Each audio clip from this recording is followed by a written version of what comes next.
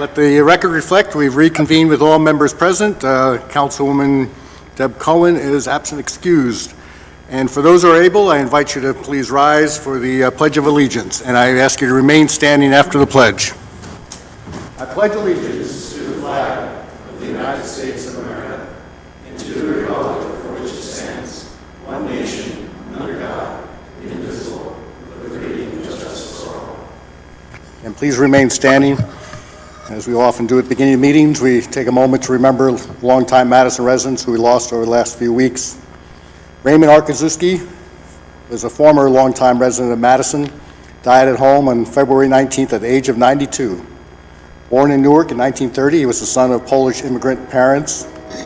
Raised in Irvington, he was active in the Boy Scouts and served as altar boy at Sacred Heart Church. Upon graduation from Newark State Teachers College, which is now Kane University, my alma mater, he received a commission in the United States Marine Corps and served our country as air traffic control officer in Korea during the Korean War. He received a master's degree in counseling from Montclair State University and doctorate in education from Rutgers.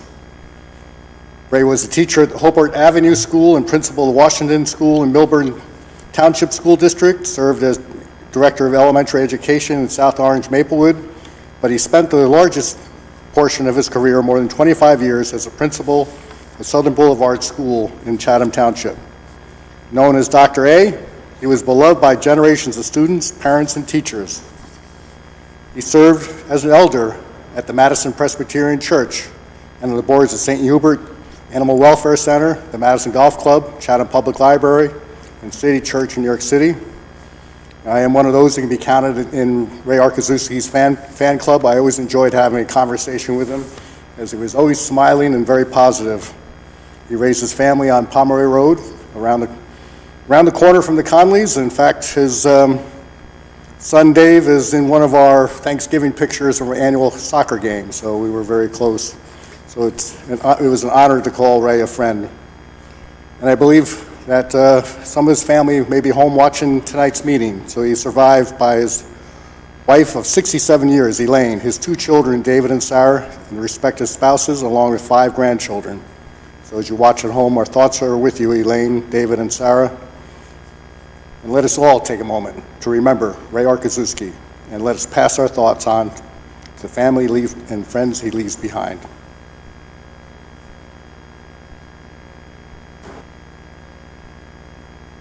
Thank you.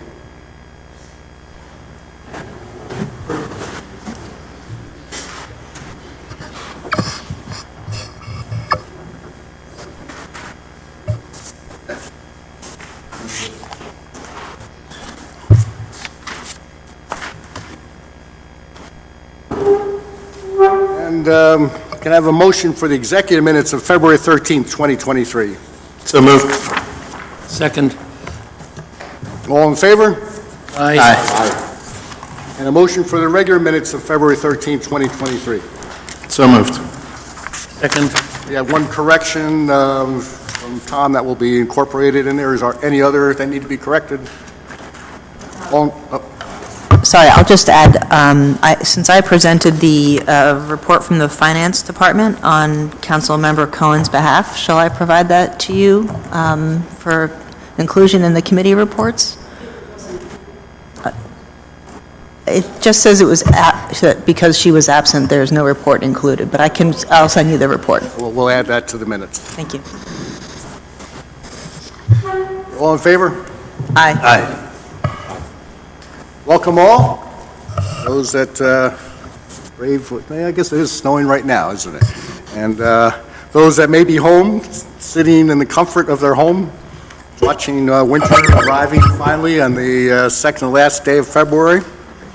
But thank you all for coming out. We'll see how long winter will be with us. Last week, we heard, and it was in the paper, that the trustees in Madison Masonic Lodge had decided to put their historic building on the market. As I shared with the Madison Eagle, we were disappointed that the Masons had decided to sell their beautiful and historic building, but we greatly appreciated their willingness to work with the borough with efforts to restore the building. They have been great caretakers of the oldest church building in Madison for over 90 years. With the Masons as our partners, we were able to secure $600,000 in grants through the county and state, and also had an anonymous donor willing to close the funding gap with a $500,000 donation. The building has been a part of Madison's streetscape for nearly 200 years. It is our goal to continue to work with the Masons to restore the building, or if possible, enter an agreement with the new property owners. All options are on the table. Hopefully, we will not only be able to save and restore the building, but also have a home for our senior citizen programs, which was part of the agreement with the Masons, that we would be leasing the first floor space. And shifting gears a bit, on Wednesday, February 15th, I hosted Central Avenue School Cub Scout Den 9 for a session to learn about local government. As I do with these scout groups, I took them through a mock council meeting where they were able to pass an ordinance on behalf of the residents of Madison. So the proposed ordinance they had for this meeting was that each home in Madison would be equipped with a computer and a theater-sized flat-screen TV. And there was a very spirited discussion, including concerns on the cost to the residents of Madison. And also, if one of the scouts brought up, what if a family takes the TV and sells it and pockets the cash? So the council voted 3-3, and the mayor cast the deciding no vote. So there are no TVs coming to our residents, in case you were wondering on that one.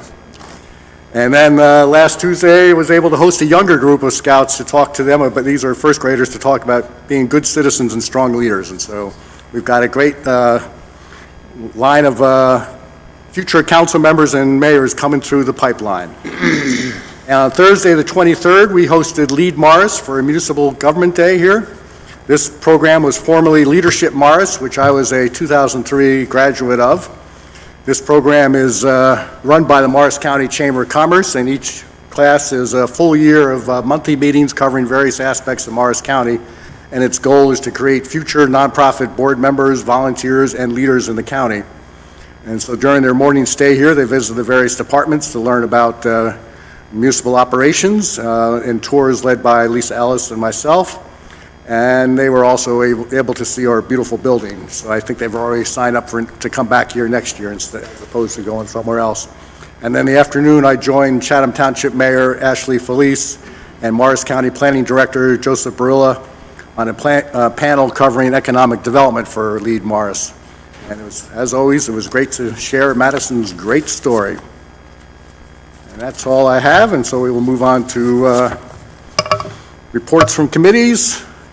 Community Affairs, Council President Hoover. Thank you, Mayor. The Downtown Development Commission will hold its next meeting on Thursday, March 16th at 7:15 at the Hartley Dodge Memorial Building Committee Room, the second floor. The public is invited to attend. It's an open meeting. May Day will now be called Madison Green and Clean. It will take place on Saturday, April 29th from 9 o'clock in the morning till 2 or 3 in the afternoon. The event will be relatively similar, but we will enhance the format to focus on environmental and green initiatives. Here are the details of the event. We will share more information with the community this week. The event logo contest, Arbor Day celebration, event kickoff, story walk project with the Madison Public Library, the Curious Garden, the downtown business window decorating, eco-friendly vendor tabling, eco-friendly presentations, entertainment. Madison and Chatham Spring Yard Sale will also take place this spring. Cleanup at the regular meeting last Thursday, the DDC decided to continue the Madison Farmers Market on Thursday from 1 to 6 p.m. at Dodge Field for the 2023 season, and look to plan to move the market to Saturday morning in one of the municipal parking lots on Kings Road for the 2024 season. This move will likely require a longer planning timeline to ensure its success. There are 2 new business updates to share.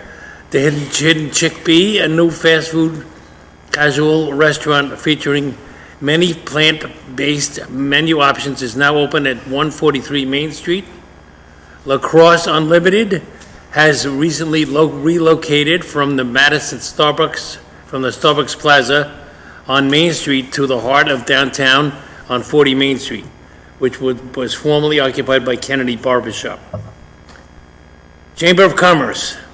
The Hearts and Roses scavenger hunt will continue through Friday, March 10th. This is a free month-long fun family activity. The 2023 Taste of Madison is scheduled for April 24th at Brook Lake Country Club. Tickets are available for pre-purchase at Gary's Wine Marketplace on garyswine.com. Search for Shelley the Easter Egg will begin March 17th and go through March 31st. Easter Fun Fest is Saturday, April 1st from 11 a.m. to 2:30 p.m. The Madison Community Arts Center. The April 1st Music Festival plans with Drew University Music Society have been confirmed. The event will run from 12 to 8 p.m. and feature several music groups from the university, including its a cappella groups and its original music bands. The Film Society of Summit has made a long-term commitment to feature movies at the community center. Community coming up on March 31st at March 11th at 7 p.m. is Corsage, directed by Maggie Kreutzer.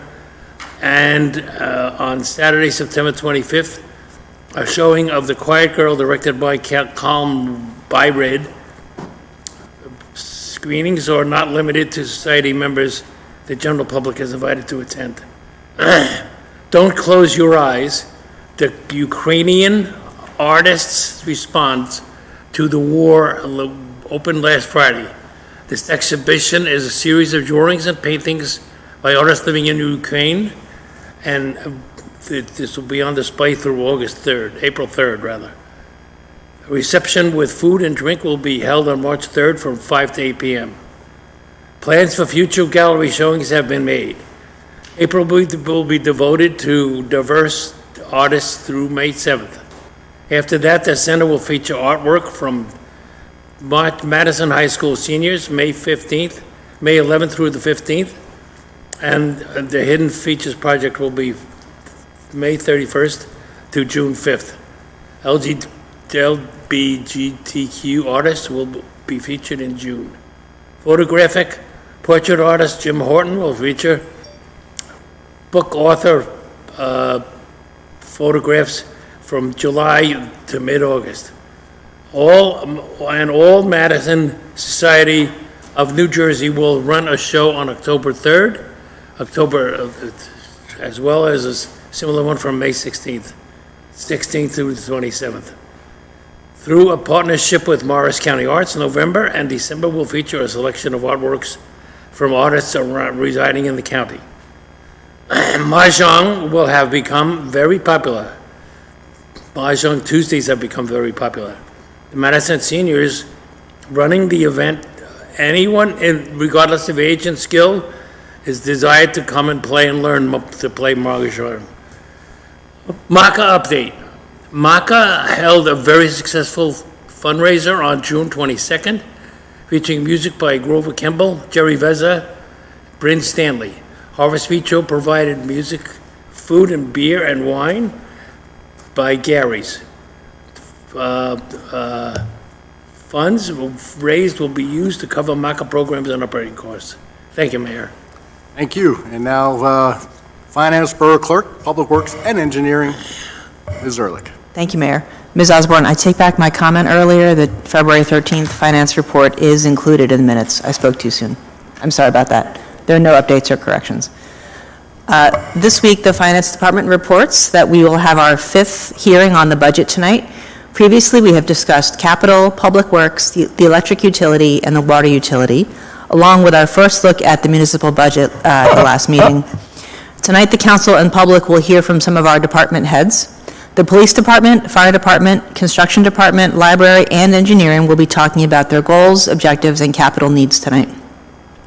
And then 2 weeks from tonight, on March 13th, we will have another budget hearing along with a review of our financial strategic planning guidelines.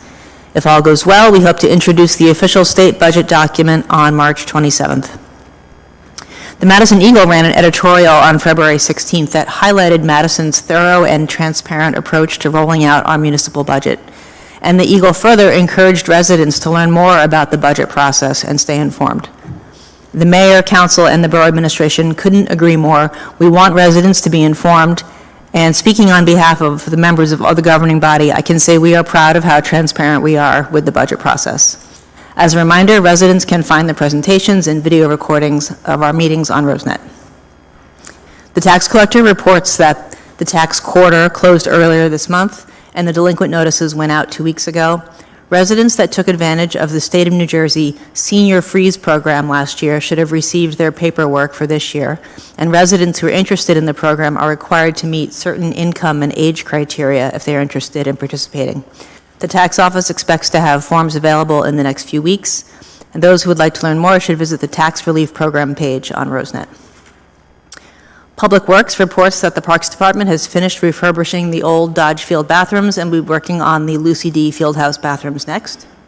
Public Works is working with Zach Ellis on planning for the spring field use and thinking through which sports may get an early start this year due to warm weather. Next week starts yard waste pickup, and residents should check rosenet.org for details on collections. And the Roads Department has been out doing pothole and patchwork. They installed approximately 30 tons of asphalt last month. I have a special report from Shade Tree this week because of some upcoming tree removal programs that we want residents to understand the need for and the plan for. So this is because the emerald ash borer continues to take its toll in Madison. Last year, Shade Tree Management Board surveyed the dead and dying trees in Summerhill Park and initiated the removal of any dangerous trees along the trails. Those were mostly ash trees due to the emerald ash borer insect, which damages and kills the trees, makes them very brittle, which is dangerous. Recently, a similar survey was conducted at Memorial Park and at Parkside Park, which is around the corner from Memorial. At Memorial Park, 124 trees adjacent to the paths have been marked with an orange ribbon for removal. Again, ash trees are the dominant tree species, which are the dead or dying trees in both parks. The Memorial Park tree removals will follow a 3-year program, with the largest trees being removed this year and the remaining ones removed in 2024 and 2025. In Parkside Park, 51 dangerous trees were also marked, and those will be removed this year. You'll notice the maintenance line in the shade tree management budget is the largest due to the need to remove so many public ash trees, and it continues to increase. This year, it's $135,000, which is 70% of the shade tree budget. This includes removal and pruning of all types of public trees, but again, it's removing these ash trees that is the main reason why costs are increasing. The 2022 statistics from the private tree protection ordinance mirrors what is happening with public trees in that these dead or dying ash trees are the #1 species being removed at a substantial cost to residents. So in conclusion, Madison is developing a more ambitious public tree replacement program, but some of these large ash trees can never be replaced, and residents should make every effort to maintain the trees they have and plant new native hardwoods as a result. A list of appropriate trees can be found on Shade Trees Management, the Shade Tree Board's website.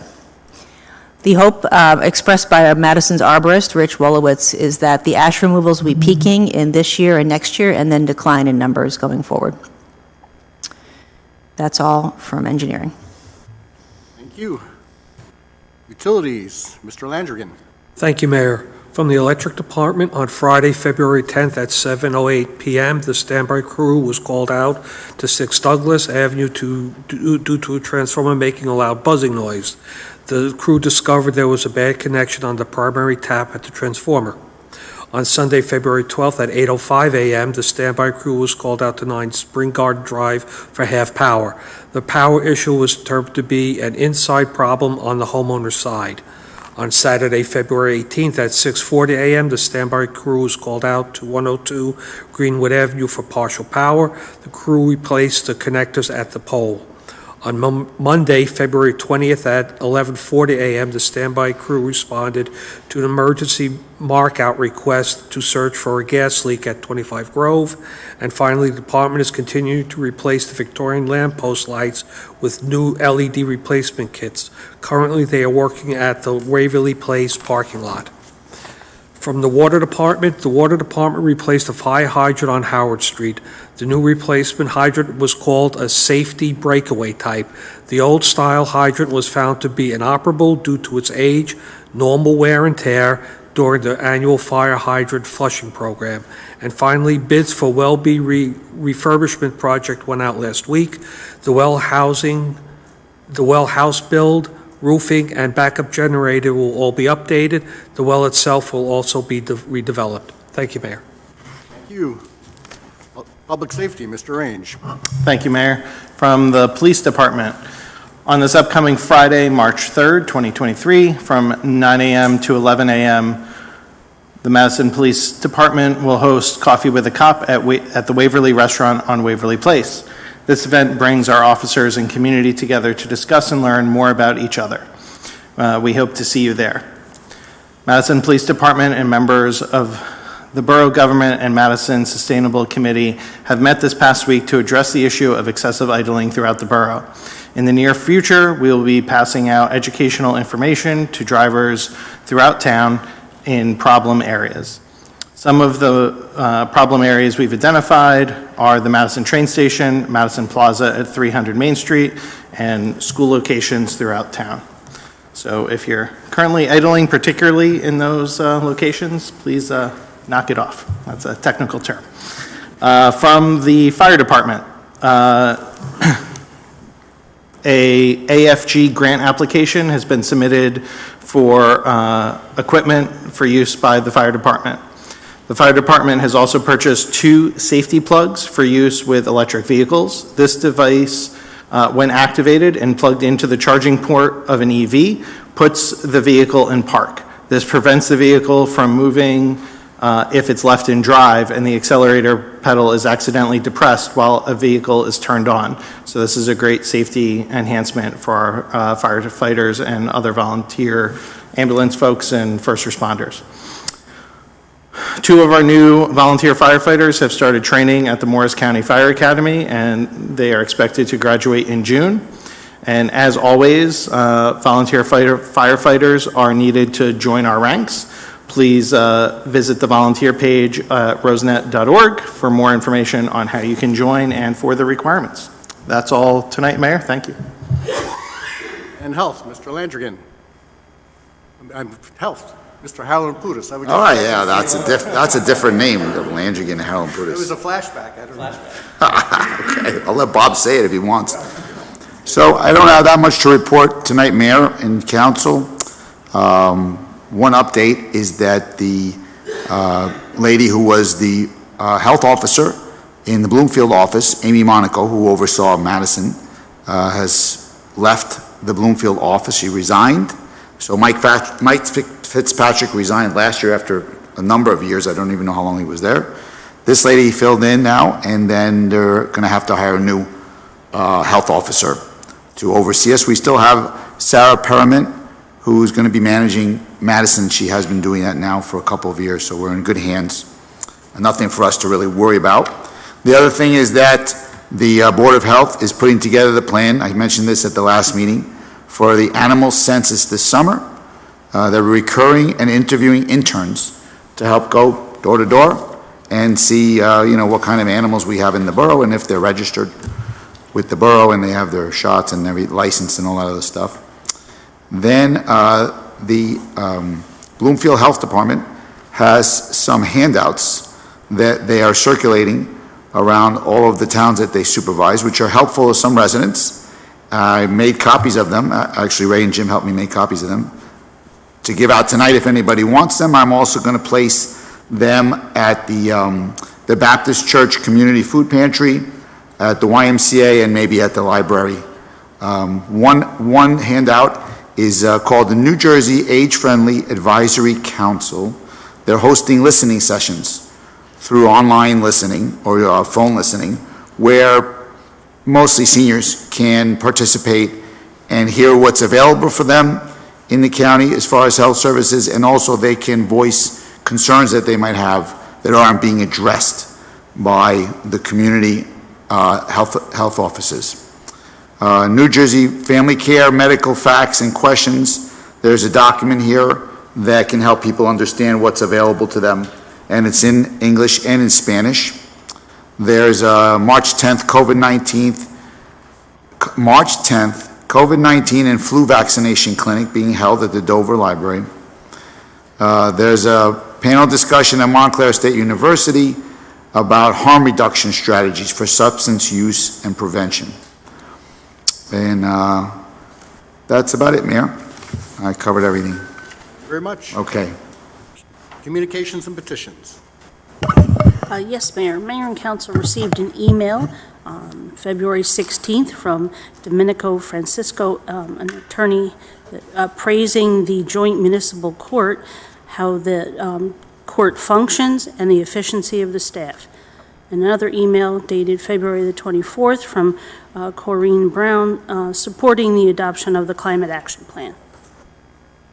Thank you. And now we move on to our first of two invitations for public comment. This one is limited to our agenda discussion item or the resolution. So, and if you want to comment on anything else, you have to wait for our next invitation for public comment later in the meeting. So these are the items you can comment on now. Our agenda discussion is the 2023 municipal budget hearing, the department head report, so you can comment on that. Or these are the resolutions, which will also be part of the consent agenda at the latter part of the meeting. Resolution 87, in contract to Ben Schaefer Recreation of Lake Apacon for surfacing installation at the 2023 Accessible Playground Project, and this is $186,892, funded through General Fund. account deemed appropriate by Chief Financial Officer, sorry. Had a lot of numbers on it. Resolution 88 is authorizing special event permit to Rotary Club of Madison for public shredding on October 22nd. Resolution 89 is authorizing extension of a contract for janitorial services with Maintenance Mart, Inc. Resolution 90 is awarding contract to the Memorial Park Trail construction. It would rebid to Clark Moynihan Landscaping and Construction, and this is not to exceed $276,764, and it's funded through ordinances 2822 and 172023. Resolution 91, 2023 is a resolution supporting authorized submission of Morris County Historic Preservation Trust Grant application for architectural plans to restore Hartley Dodge Memorial slate roof, integrated roof drainage system, the clock tower, exterior masonry, and the bronze entry doors. Resolution 92 is authorizing submission of Sustainable New Jersey grant application by the Sustainable Madison Advisory Committee. Resolution 93 is appointing Fran Boardman to the position of Administrative Secretary to the Utility Advisory Committee, a stipend of $1,125 for 2023. Resolution 94 is awarding contract to Ashburn Tree Expert of Cedar Knolls for electric line clearance services, and this is at $190 per hour, not to exceed a total of $100,000. And this is funded through operations. Those are the resolutions you may comment on, or the department budget.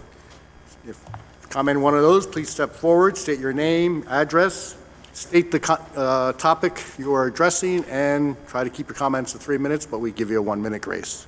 Welcome. I'm Amy Chase, and I live 43 Niles Avenue, and I'm commenting on the Resolution 90, which is about the Memorial Park Trail construction. I just want to say I'm super excited about this. I'm a regular user of the trail. It's a great way to avoid Main Street when walking or biking, and I've been on it recently. I've seen the work that's already been done. It's really fabulous, much better than I would have ever expected. Very easy to walk on. The middle part, which I'm hoping this is for, still is very overgrown with roots that are quite dangerous to bike on and even walk on. So I'm really looking forward to this. Also in the summertime, the trails get overgrown with poison ivy, and it's kind of a contest every time I go to see will they get me or not. So I hope that this work will include that as well. Thank you, Amy. So we'll make a note and that will capture the, not only making sure all those areas taken care of, we keep an eye on the poison ivy, and I'm glad you enjoy. It is a kind of a hidden treasure to be able to get from the Rosedale area to the eastern end of town without having to walk along Main Street. So it's very nice. Thank you for commenting. Anyone else wishing to comment on any of the resolutions or the agenda discussion? Seeing none, I close this part of the meeting. And we now move on to agenda discussions. And Jim, you want to tee it up, and then we'll have Russ Brown will be our first department head going.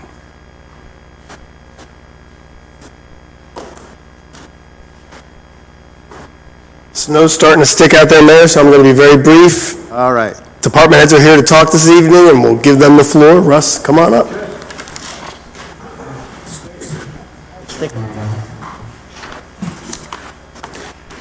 Hi, good evening, everyone. I think you all may know that we have a long-standing, successful shared service with Chatham Borough. So this next slide, I guess, is the combined results of for 2022, primarily, with some exceptions for Madison specific fees that are collected through the office.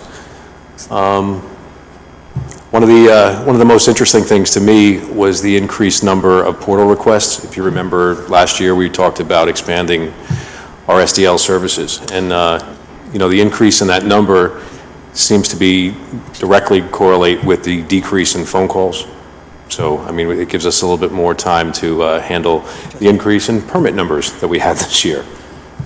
So if we go on to the next one, the 22, this accomplishments page is just an expansion of the first one and some of the things you may have seen around town, and kind of covers what type of projects go through the office. If we could, coming down the pipe, or some of them that are still being managed from last year, if you take a look at that photograph, that's one project we're managing over in Chatham Borough. That's the River Road project, 245 units of apartments. And some upcoming things, 40 additional apartments in Madison Mall apartments next to Staples. And yeah, so that's what's going on. One of our favorite bullets is that our operating expenses are covered by permit fees. And a new project we got, or a new car that we got coming, we just took that out for lettering today, so you'll see that zipping around town. And yeah, we're kind of excited about that. Short and succinct, but That's what we love. is there any questions I can answer for anyone? Russ? I just have one comment.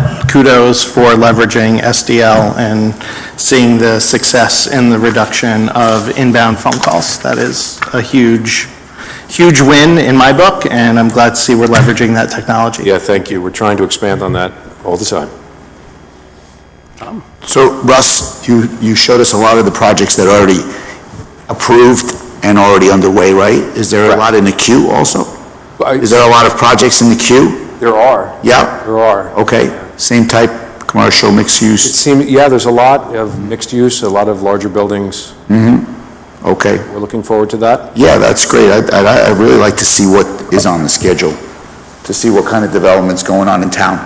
Because that's very intriguing, that people still, Right. want to be part of Madison, and they want to invest money here. That's great. Absolutely. Thanks for managing that. It's a lot of work. If you haven't driven down, I'm sorry, Go ahead. Yep. I was going to just say, if you haven't driven down Watchung to River Road area to see the scope of that project. And That's an impressive project. Their office is, and I've heard very positive things about, things keep moving along, and it's a key thing for Thank you. the inspection.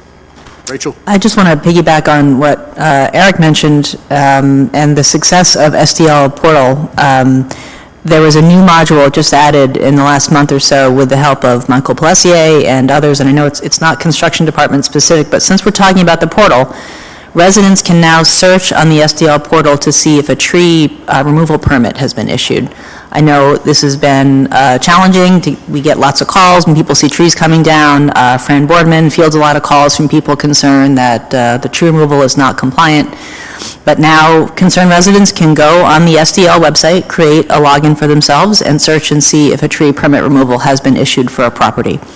It was a long time coming getting that on there, and I know this isn't directly related to your department, but SDL portal news, is, I figured I might as well put it out there, because it's a hot topic in Madison.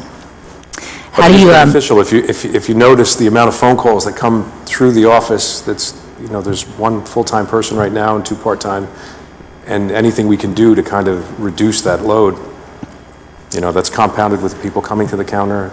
the 15% decrease in calls is quite striking, Yeah, right. and you must feel that time, like clawed back to get your work Like I done. said, if you take a look, a permit count is up also, so we were able to manage that. Yeah, moving them through. So, yeah. How do you like the new Chevy Bolt? I drove it for the first time today to take it to be lettered. It's actually nice. It's comfortable for a tall guy, and I like it a lot. So where are we going to charge it? Are we going to charge it right here in the Maple I'm not Ave lot? 100% sure on that one. I guess we'll figure that out soon enough. I think right now we're going to take part in some of the public chargers, but Great.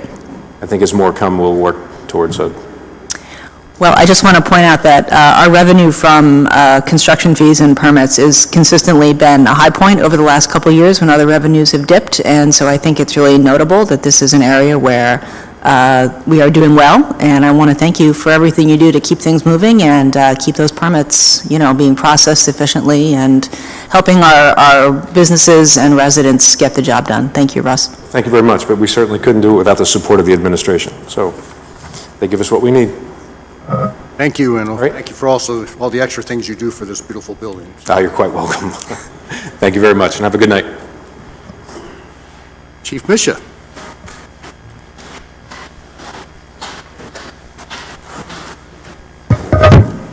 Good evening, everyone. I'm going to try to be brief. So, table of organization hasn't changed much, same as in years past. Again, that's from the chief on down, and it shows our staffing and units. Next slide. This slide starts one of the next three to show our annual statistics. If you see the calls for service, again, those are any dispatched or self-initiated calls that an officer will go on. From 2021 to 2022, we have a 4% increase, and from 2020 to present, to the end of 2022, we saw a 25% increase. You'll see some highlights. I'm not going to go over everything. The one thing that I am proud of, which is indicative of the dedication of our fine officers in Madison to keep our residents safe, is the self-initiated numbers that you'll see. Motor vehicle stops is a 5-year high at 53% increase from 2021. Motor vehicle summonses more than doubled from 2021. Parking summonses is a 50% increase from 2021. And the arrests are about 300% increase from 2021. So remember last year answering a question on the budget overview if I anticipate the numbers going up, and they did. Again, we look forward to next year as well. So next slide. Thanks, Mike. One thing that has become a hot topic over the last couple of years is crimes relating to motor vehicle theft, burglary to motor vehicle. That is down. Burglary to motor vehicles is down 50% from 2020 to the end of 2022. The factors which I think are the residents are listening to locking their doors. A lot more information is becoming available. Mike does a great job with social media, and we keep pushing those bulletins out. We also spearheaded a localized auto theft task force, myself and surrounding chiefs, Chatham, Florham Park, Chatham Township, Harding, Hanover, to target these type of crimes. We have a heavier presence in the residential areas to target these types of crimes, and as earlier in the year, earlier last year, I spoke about the license plate readers program that we have, and they're working. So they're helping us solve crimes, they're helping us be aware when stolen vehicles enter town, and we're addressing those concerns. Next slide, Mike. The one thing I did want to note, we had overtime was up from 2021. I put a little a note on the bottom left. We had earlier in 2022, we had 518 hours of COVID-related sick time that hit us in the first quarter. So our goals, since I took over, my main focus is to continue the partnership with our community. We're going to continue to bolster our community events. I plan to assign a full-time officer from our current table of organization, not adding to it, to handle community relations this year. I am working currently with the Madison schools to bolster the school security, add an additional SRO. And we're well on our way with department reaccreditation this year to be reaccredited. It's every 3 years. Next slide, Mike. Department-wide training. I'm not going to go over every one. These are our main in-service training that we handled in 2022. Again, our officers are training for 12 months of the year. Last year, for example, we registered our officers for close to 150 total classes. Again, the ongoing change of the job, officers staying abreast on current crimes and laws and case law and trends. Most of our training does encompass working with mental health issues, de-escalation training. That's a big part of our profession currently. Community outreach last year. Again, we're very invested in our community. Just to note a couple up on the screen, National Night Out. I'm sure everyone has been there. It's a big hit in town.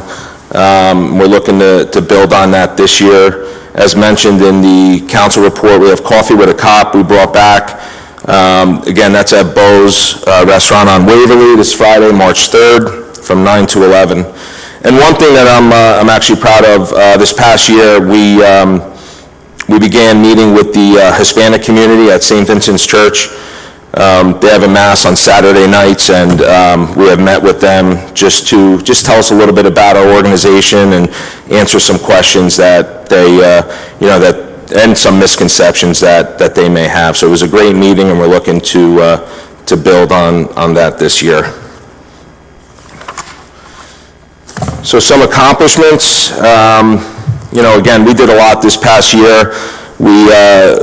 We implemented new body-worn cameras for the entire agency, and that was part of an awarded grant money. We spearheaded the ALPR program, and as you saw, the decrease in motor vehicle-related crimes. This year we had a department ceremony, an award ceremony that that we haven't had since 2004. We handed out 108 commendations, which I was really happy about with the officers. Raised morale and gave them their credit due. And the one thing I wanted to note also, I established a Officer of the Year award, and we named it after the late Chief Vincent Cherico. And it's going to be an annual award that we hand out after the Christmas walk.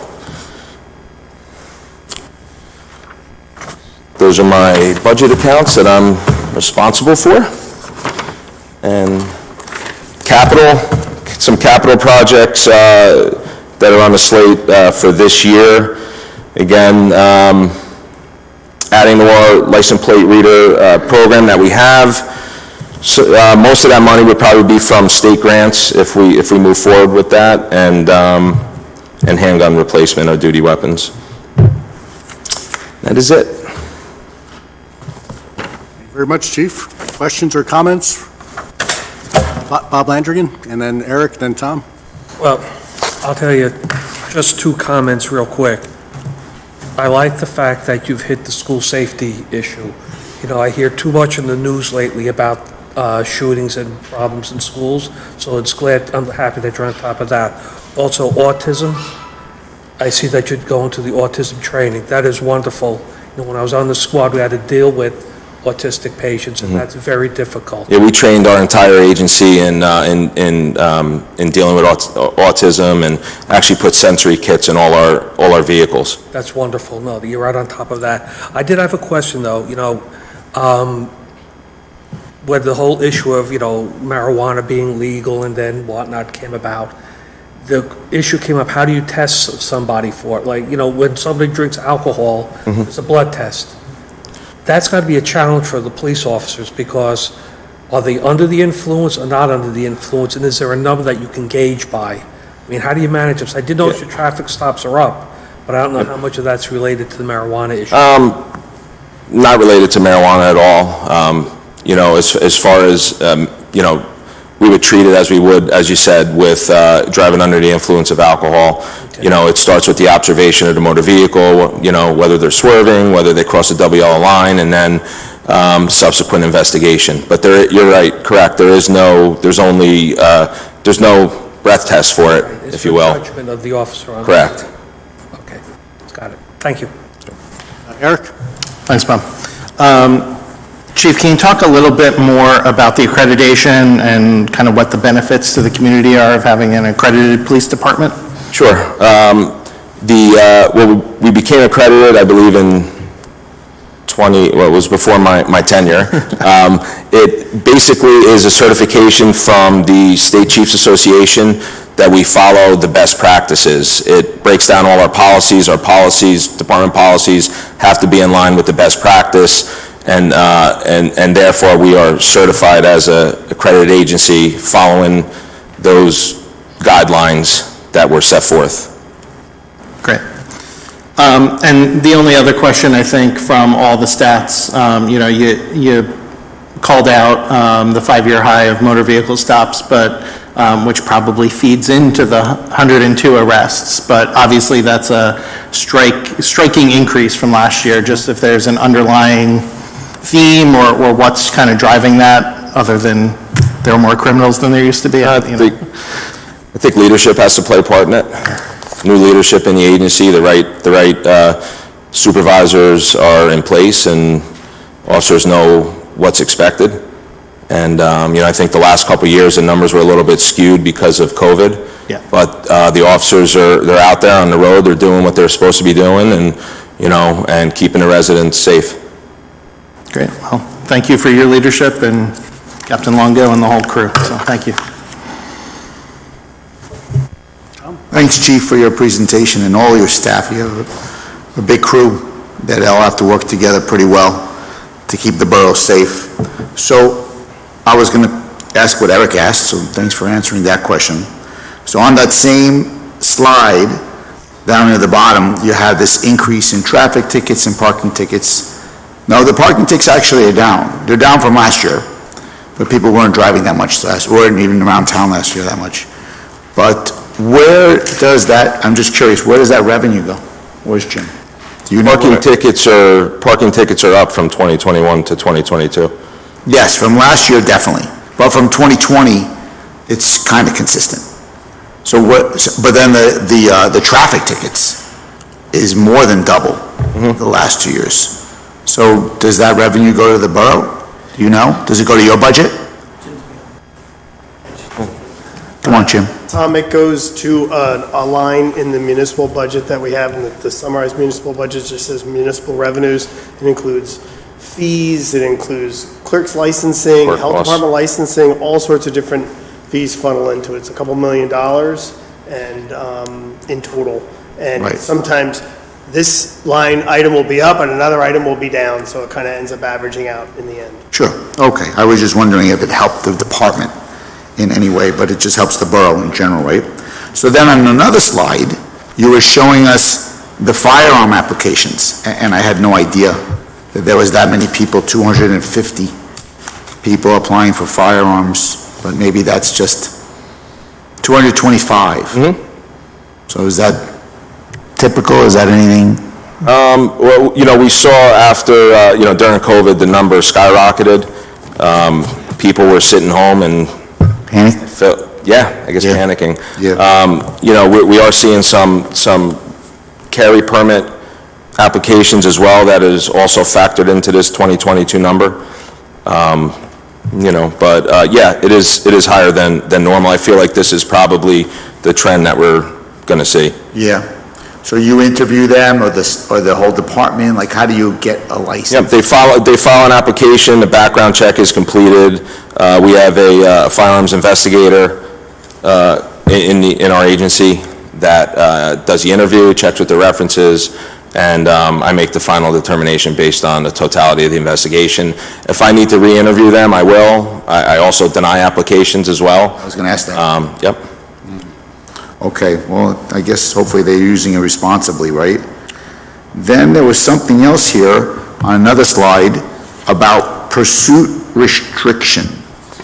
You're training for pursuit restriction, or No, we're just training on the ever-changing law of motor vehicle pursuits. Did that loosen up a little bit? Did it loosen up a little bit that you can pursue any stolen vehicles? Wasn't that a new state law that?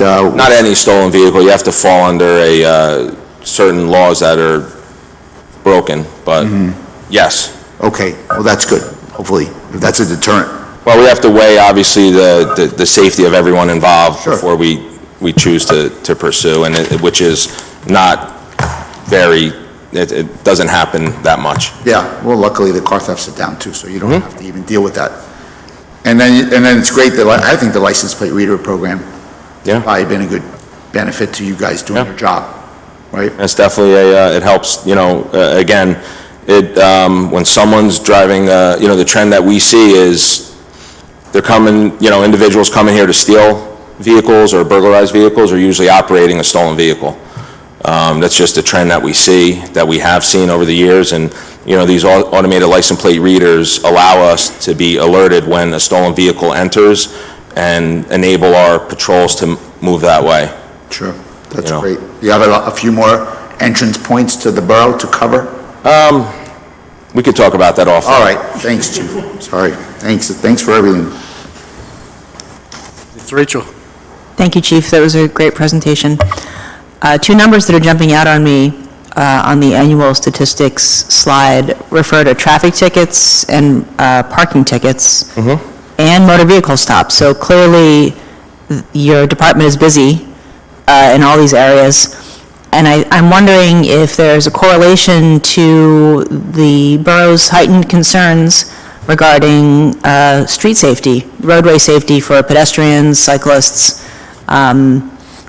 We've touched a couple times on the fact that over the last couple of years, there's been a terrible spike in pedestrian deaths in New Jersey, and that's happening all around the country.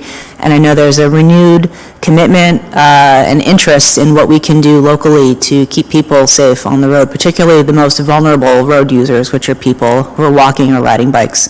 Can you talk a little bit about whether these statistics, tie into some effort to try to improve safety or other initiatives that your department is undertaking to improve safety? Yeah, absolutely, they do. We have a traffic division that has they have daily duties, aside from the regular patrol officers.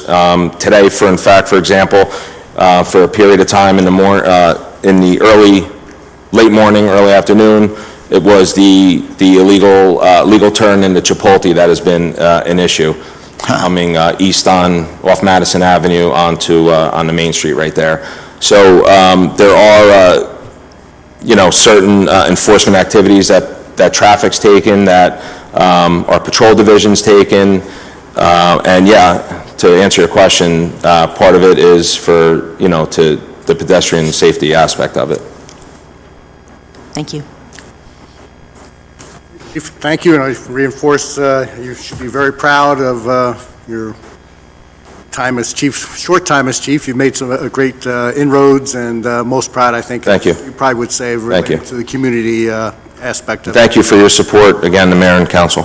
And just one other comment, you know, you shared an email today from the principal of the junior school talking about our new resource officer there, and, you know, one could be an officer more like a security guard, but he is truly a resource that support to the students, the teachers, and the principal. He's a fantastic resource. He blended in right to the school community and is like part of the family there. So that was a great email to get today. Yeah.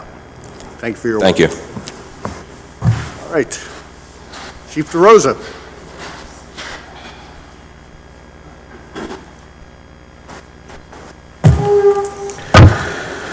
Good evening.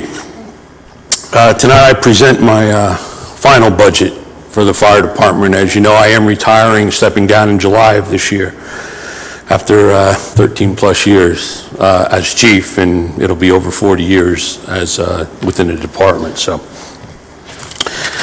anyway, this year we're celebrating our 142nd anniversary as the Madison Fire Department, organized in 1881. Just some call breakdown statistics for the past 20 years. We're pretty much flatline. We go up, we go down, but we're staying pretty constant at around that 1,200 mark. EMS calls are starting to rise again as the ambulance squad is starting to have many issues with manning ambulances right now. Next slide. Our Fire Prevention Bureau, responsible for inspecting all commercial buildings, safe housing inspections. We do the resales when tenants change in residentials, 1 and 2 family homes, and visit schools and interact with our seniors on a regular basis. So, next slide. Just a quick breakdown of some of the call types that we had in 2022. 42 fire-related incidents where there was actual fire. 470 EMS calls. Majority of those are Monday through Friday between 6 a.m. and 6 p.m. Some motor vehicle accidents.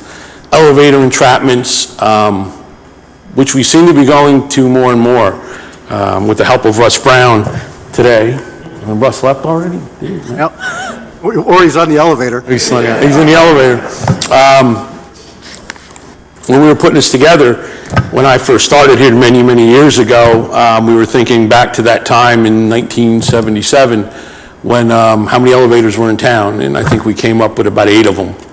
Well, we're knocking on 120 right now. So growth and handicap accessibility and all that is playing a big role. So they keep us busy with the stalled elevator car, especially the one at the train station because it's out in the weather.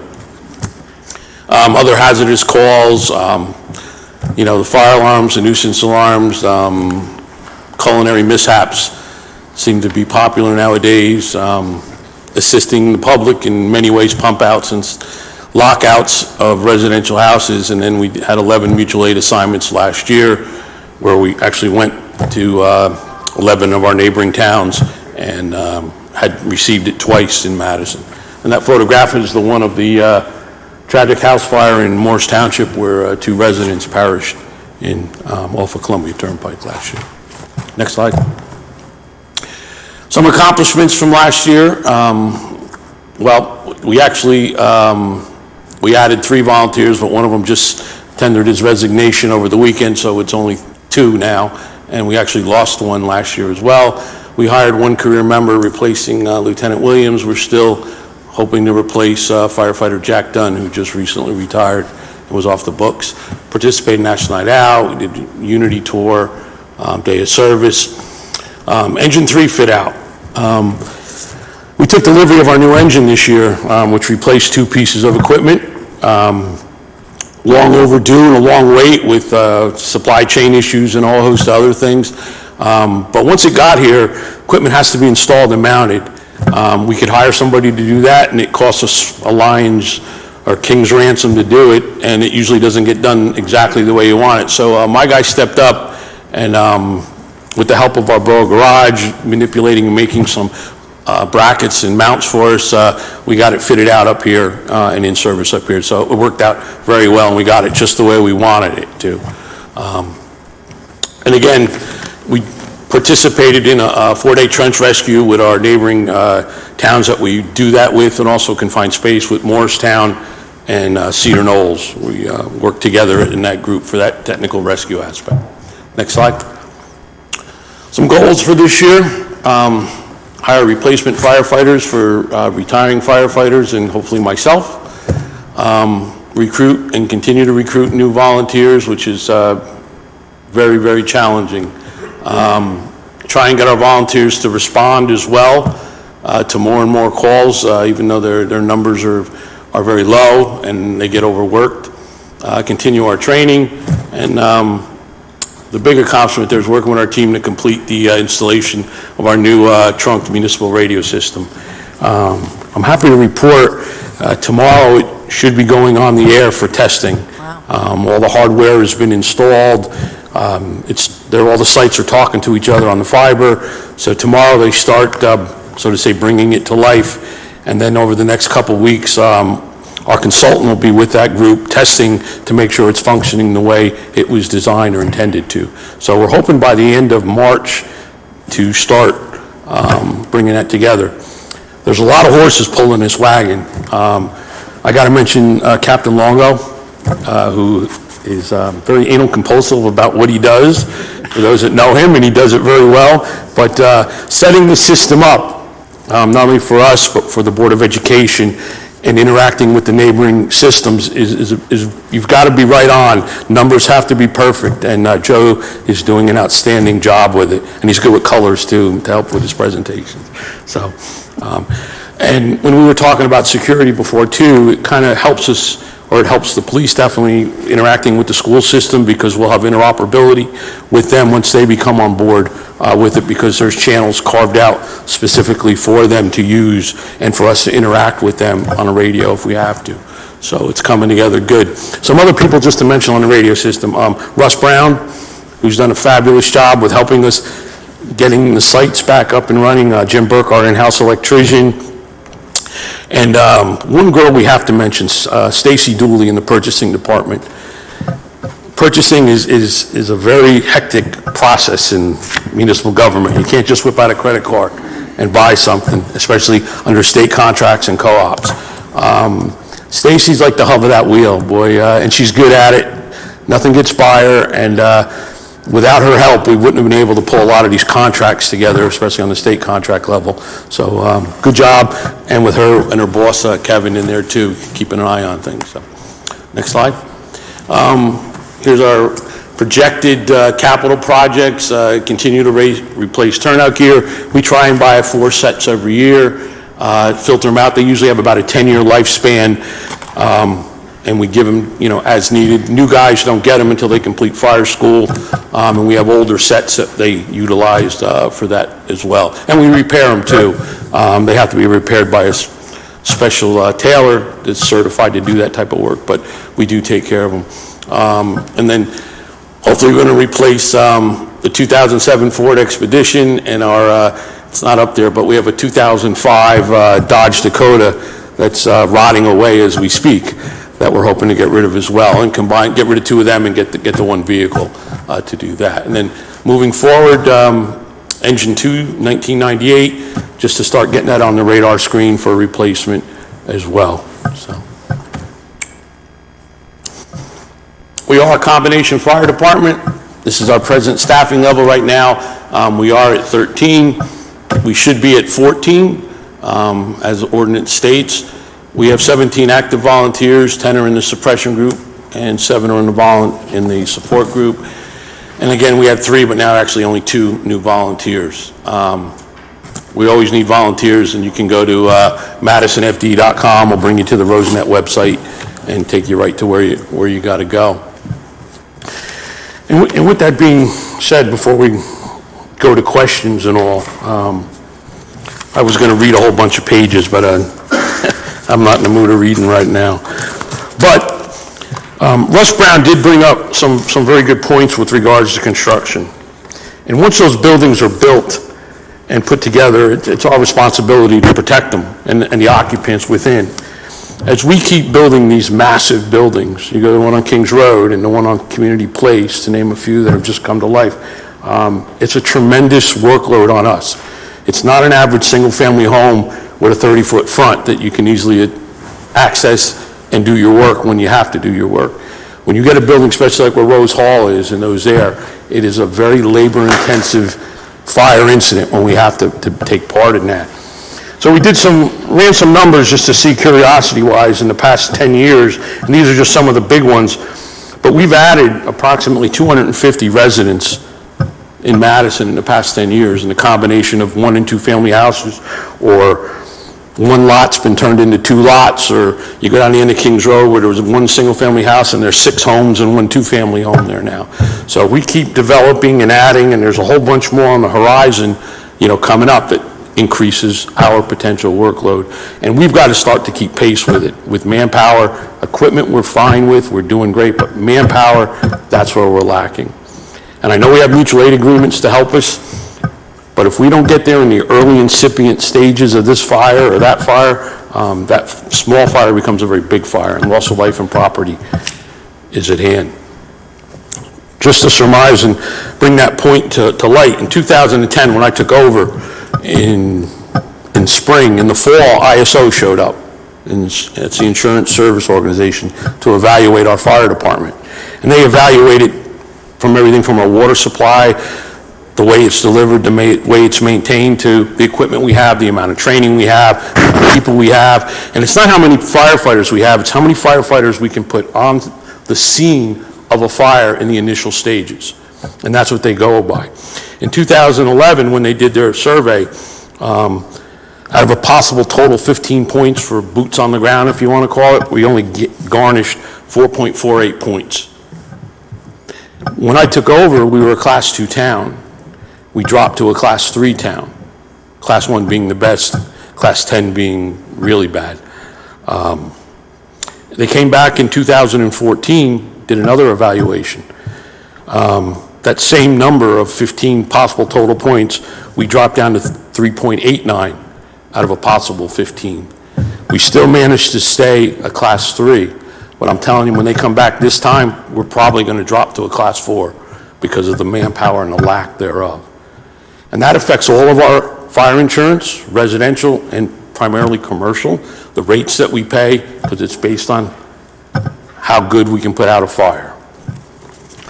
This was always known, and it was acknowledged even back in 2011 when Mr. Cody, when the first one came through, and Mr. Cody then sent in this memo, which copied me and Liz on it, but he concluded by saying, substantially improving our score would require hiring of additional dispatch and fire personnel.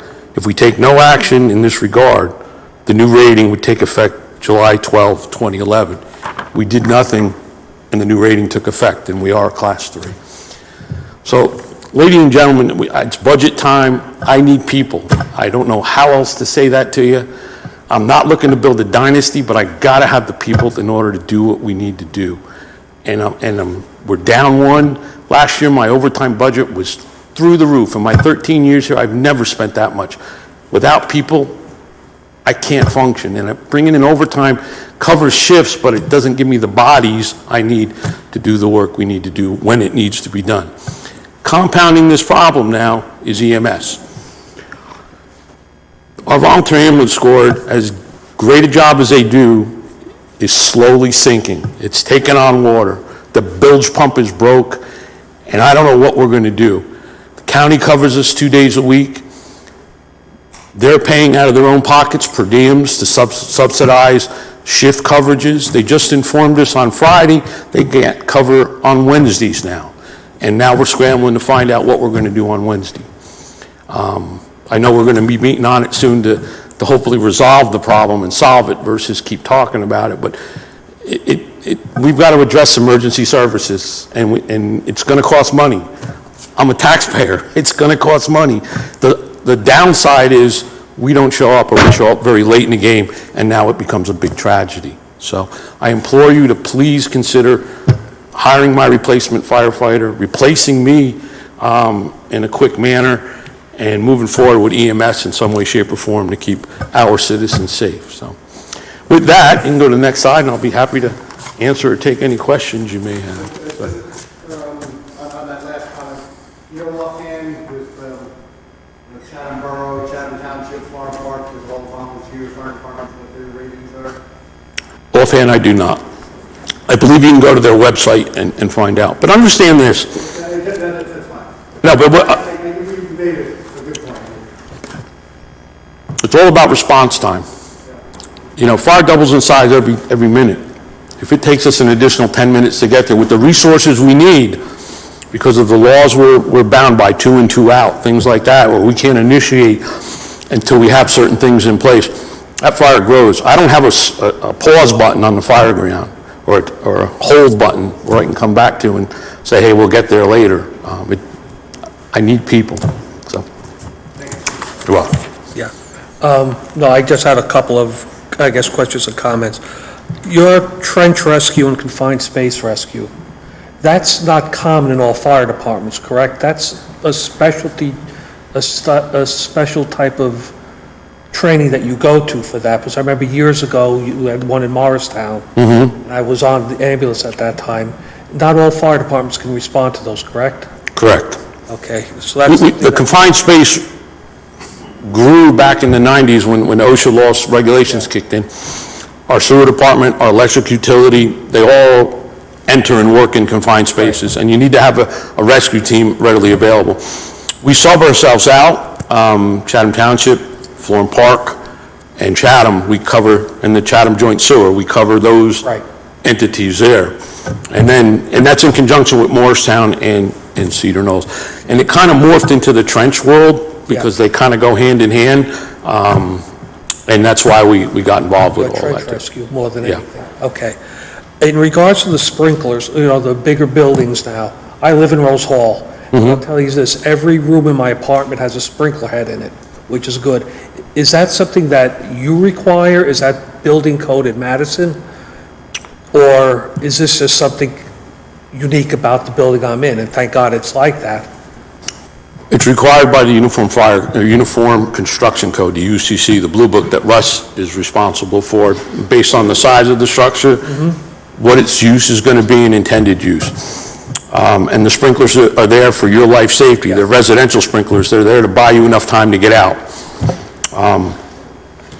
One of the bigger issues, we're going to probably see this down the road in Rose Hall and those types there, is once that building's CO'd and everything's done, it's great. But those systems have to be maintained 100% of the time. Absolutely. Not only the sprinkler systems and the fire alarm systems, but stuff like penetrations in walls. When the cable guy comes through 3 months later and starts punching holes in that fire-rated wall, and he doesn't properly seal it, and it's above the drop ceiling, we as inspectors don't go pushing tiles up looking above the ceilings to check stuff like that. And that's when you have that small fire and all of a sudden it grows and it overtakes that sprinkler system, so. And I'm just going to follow up with the mayor's question about the rating. We're fortunate to have a partially paid fire department. These other towns are all volunteer. So my belief is that they probably have a lower rating than we do, and you probably subsidize them to a large extent by you guys responding to fires in their towns. I'm going to make this real clear. I do not subsidize anything. Well, you know what I mean by subsidizing. You go over there and you... I do mutual aid into Chatham, and so does Chatham Township, so does Green Village, so does Summit, because we border them. They're contingent towns right that. I don't go anywhere more or less because if they're volunteer or not subsidized. But the trade-off that municipality has decided they're willing to let that fire become bigger, higher insurance premiums, higher risk to life, where Madison has chosen many years ago that, hey, we don't want that. That's why, Madison became Madison because of water. Yeah. Back in the early 1900s, they wanted their own municipal water system so they can develop and mature, so. Okay, that's got it. All right, thank you. Thank you. Any questions or comments? No?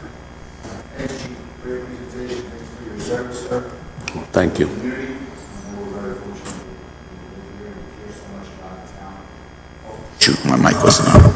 Thanks, Chief, for everything that you've done and for your community service. I gotta go on record saying that. I left my hearing aids home, so if Damn I'm it. staring at you, that's odd. Read my lips. Yeah, I wish I could. Yeah, I mean, I know it's been a little challenge, like, we're challenged all over the borough to make sure everything's balanced. I wanted to ask you about one of your slides with a new, or the engine, there's a couple of mentions about your different engines. What does engine number 2 do, the one from 1998? Is that from 1998, engine number 2? That's the one that we're going to be Yeah. replacing. Yes, sir. Yeah. So what does it do? What's a regular fire truck? Does it have No, like a it's telescoping thing? I'm going to say it's just an engine. Oh, It's not a, like the new one we just got was a rescue pumper. It had a lot different compartment layouts to accommodate, the jaws of life and extrication equipment, whereas this is a standard, they're not standard anymore. no, I'm sure it's not.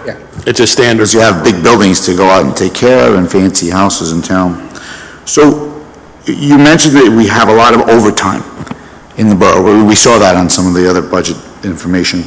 So if you had another body, would you have less overtime and would your budget stay neutral? Or would your budget still be higher because you're adding a body now? And are you still employing all these other men? Absolutely. Prior to if you look at expenses, I flatlined up until 2 years ago between $110,000 and $120,000 in overtime, budgeted overtime.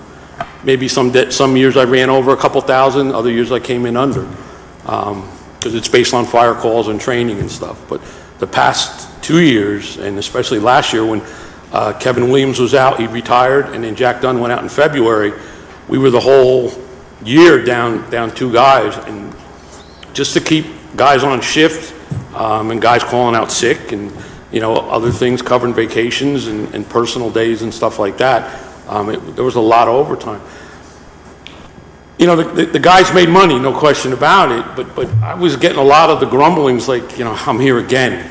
You're here 10 hours a day, you got to work a 14-hour night, and then 10 hours the next day, and then I got to listen to the wives in the same way, my husband's not around anymore, or the kids, or who's switching off just so they can go watch the ball game and come back for their kids. So it's a stress level that we don't need. Plus, I need the bodies. I can't, overtime doesn't drag a hose line.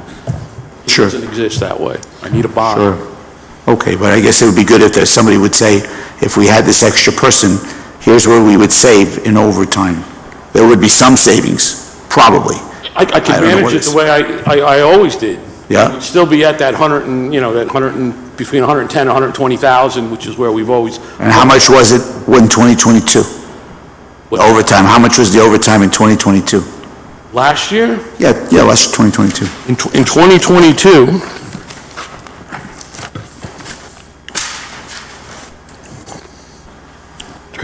Jim should know this. last year you budgeted me 160,000, and you had to add another 70,000 to that.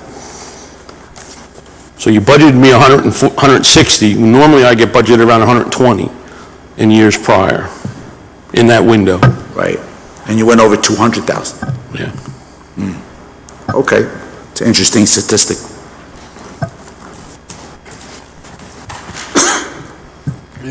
Rachel?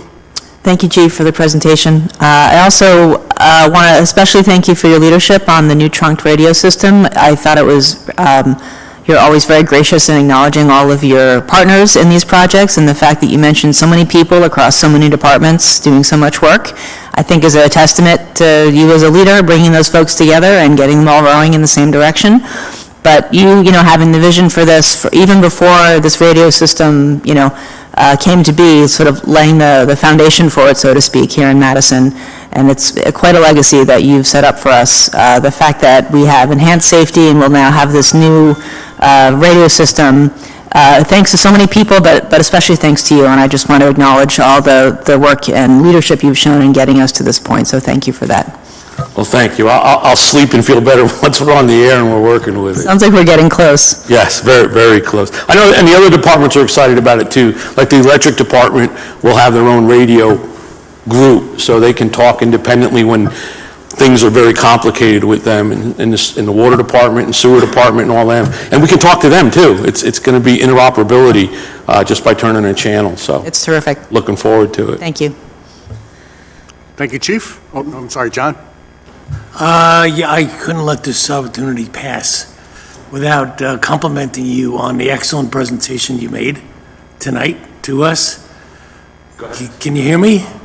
I can't hear. Yeah, I wanted to thank you for your presentation tonight. I think it was excellent. And I also wanted to thank you for your years of service. We're going to miss you. There's no doubt about it, we're going to miss you. And you're cajoling, you're spurring us on, you're making us think, and that's important. I'm getting old. I really appreciate it. I want to say that. Thank you very much. I really appreciate that. Yep. Thank you. Chief, can I just ask one question? Could you talk about volunteer recruitment and any new thought you have about how we increase the number of volunteers? I mean, I'm just looking at some numbers, you know, Chatham Borough and Chatham Township combined have the same population as Madison. They have 135 fire volunteers between the two towns. We have 20. So obviously, they're doing something that we're not. Hold on. They have how many? My hearing's bad. Did you say 135? Well, I have a chart going through it. We don't have to go through it. Can you just explain what your efforts are to improve the number of volunteers to support the paid career staff? Are we doing anything new? Or? We're doing everything, signs on lawns, social media, word of mouth. We hand out flyers at Bottle Hill Day. We advertise in the church bulletins that we need volunteers. You know, Madison has become a bedroom community, and people come here and they live here and they go and take the train every morning in the city and then they come back. They don't want to volunteer.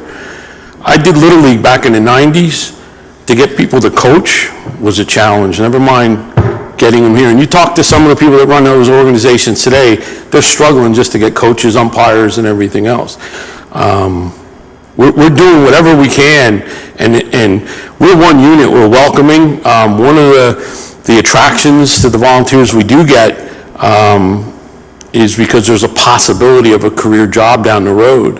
And we've had many guys join, they stay the 4 or 5 years, realize they don't have a shot or it's beyond them, and they move on. We've extended our blanket, so to say. We go 2 miles beyond our border, but no one's going out there with a ruler and measuring, so if it's close enough, we'll give it a shot and bring you on board and take a chance with you. But it's tough. People don't want to volunteer. You know, get them on the planning board, zoning board. People don't even want to do that anymore. Never mind risk their life in a high-risk business like we're in over here. And as far as that number 135, I don't know where you got it from, but boy, I wish I could help. I'll go steal them. That's Green Village, Chatham Township, Chatham Borough, right? You gotta, let me just frame this. You gotta ask the question, are they a firefighter? They can't be just a name on a piece of paper. You know, I've got about another 17 names I can give you to add to bolster my numbers. You know, Jay Hagridge, he's in his 90s. Tony Giannone in his 90s. I can put names on a piece of paper. I'm kidding myself. I'm not being realistic. So I would ask to see references on all those names that you're pointing out there, because that's an incredible number in this day and age. And I talk to my counterparts in the neighboring towns. We work together. We meet every 3 months. Then no one's ever said I got 135 in totality, you know. One last question. The council put in your budget last year $10,000 for an employee stipend for existing borough employees to incentivize them to become volunteers. Didn't seem none of that was expended. No, they actually transferred and used it for overtime costs, but understand this, we don't have to pay them. if you're a volunteer and you work for the town, by town rules, ordinances, codes, they're allowed to leave and come to the fire free of charge. I don't have to incentivize them to come and pay. And if there's a member that's a volunteer somewhere else in the communities, you know, they're welcome to join. But we're a team. You can't just come to the game. You got to come to the practices. And if you live in, I don't know, in another town in Hillside, and you want to be a member here, you got to come to meetings and drills, interact. I've got to get to know you. You've got to get to know me.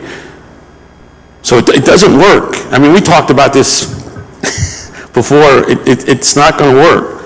And like I've requested and asked, if one of my volunteers, our volunteers, puts in for a job somewhere else in the borough, we should hire them. That would be extra bodies that we could use, and we just let 2 of them slip through the cracks in the past year, which was frustrating to them and for us. So I hope that answers your question, and I'm sorry if I got a little on my soapbox, but it's frustrating. All right, thank you, Chief. You're welcome. We'll move on to the library. Thank you all, and thank you for your kind words. Thanks, Chief.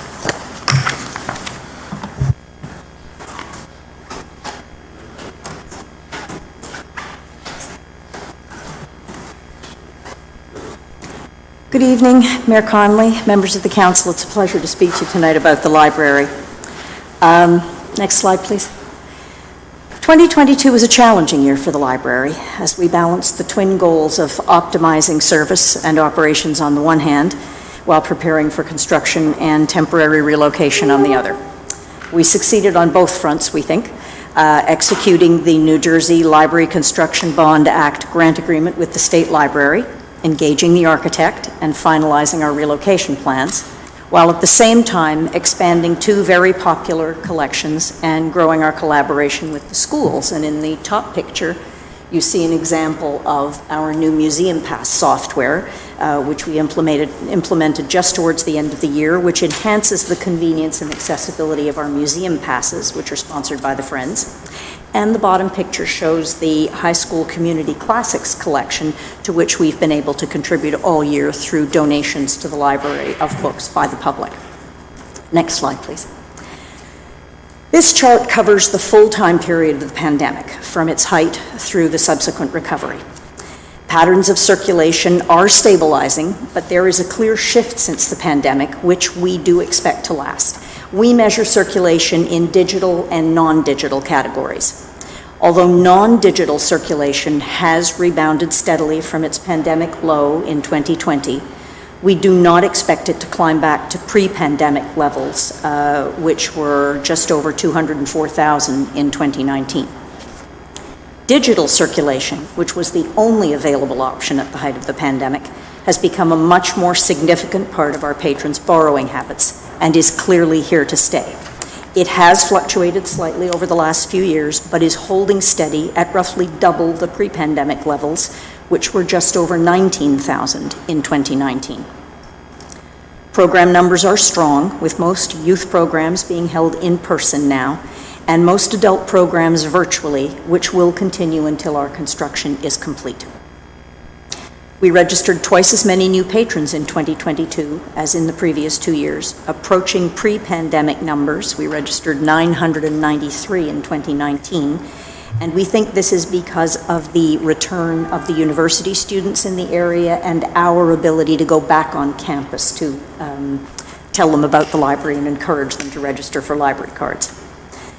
Our hours of operation in 2022 were unaffected by pandemic restrictions, and we were able to staff the occasional outbreak of illness without having to reduce our hours or services. Next slide, please.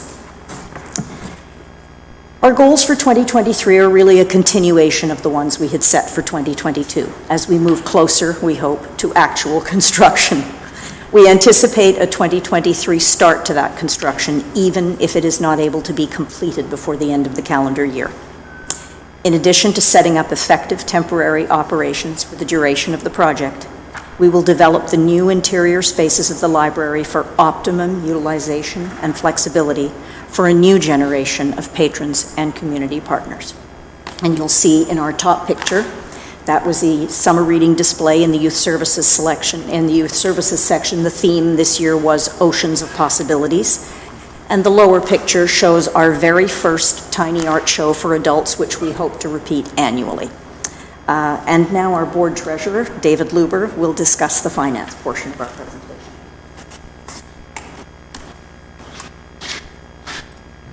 Next chart. Oh, there we go. Our budget and operations are down for 2023. The most significant change is that we have not included our main assessment for 2024 in our 2023 budget.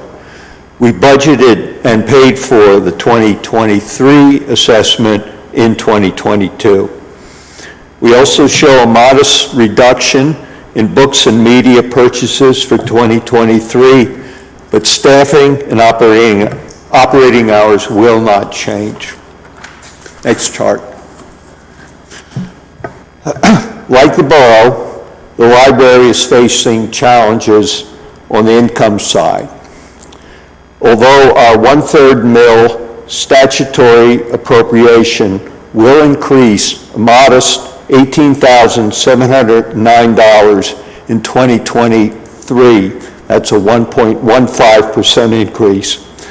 This has been more than offset by $20,000 reduction in support from our endowment due to the adverse stock and bond market conditions. The decrease in the other line is primarily due to two following reasons. First, we changed the policy effective January 1st that eliminates fines on most of our materials. This policy change is in line with what most of the other main members are doing. In addition, the Chase Auditorium will be unavailable for use by outside groups, that's an income source for us, for much of the year due to the construction project. You see the Friends line as TBD, where we do have a commitment from them for $40,000 this year. Next chart.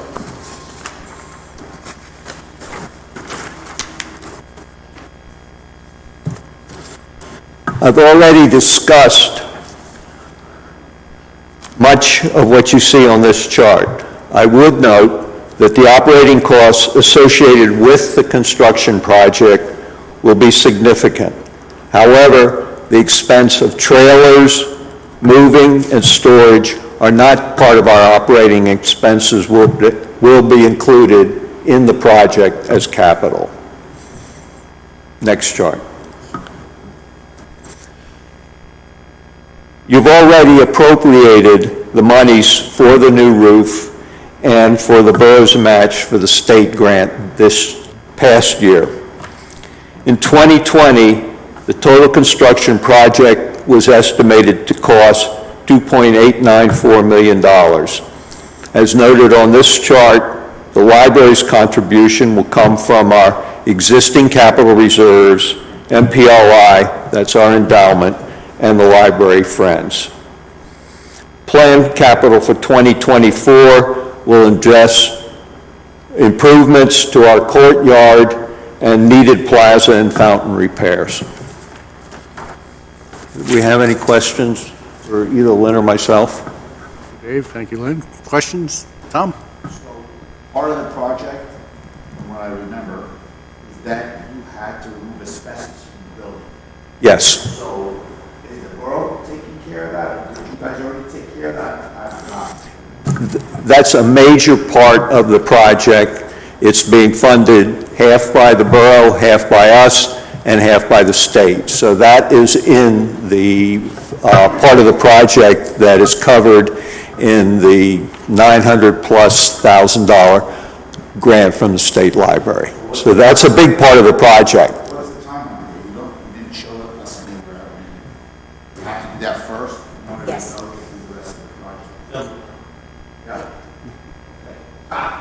Yes. are we ready to do that? To go to the asbestos removal?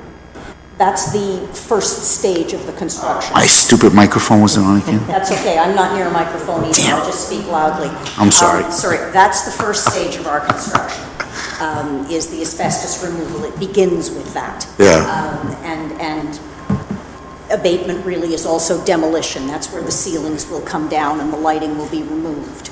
And then once that's been done, once the abatement is complete, we can move forward with the rest of the project. So you have to shut the library when that happens. Yes. Is that soon? Are you ready for that? Bob's going to do it? Bob's moving you out? Bob will single-handedly do that, no. I believe, the architect is working as fast as he can to get the bid documents ready, and then as soon as the bid documents are presented to the appropriate borough offices, we hope to be able to go out to bid very quickly. And we hope that the process will be successful in the first round. Okay. Thanks, Lynn. Great job. The library, just so you tell the community, and they know this, is the most highly visited public building in the community, right? I certainly hope so. I think it is. So it's a very important part of what we offer to the residents. So you have a challenging job to make it run so well. Thank you. It's closer with Wow. Okay.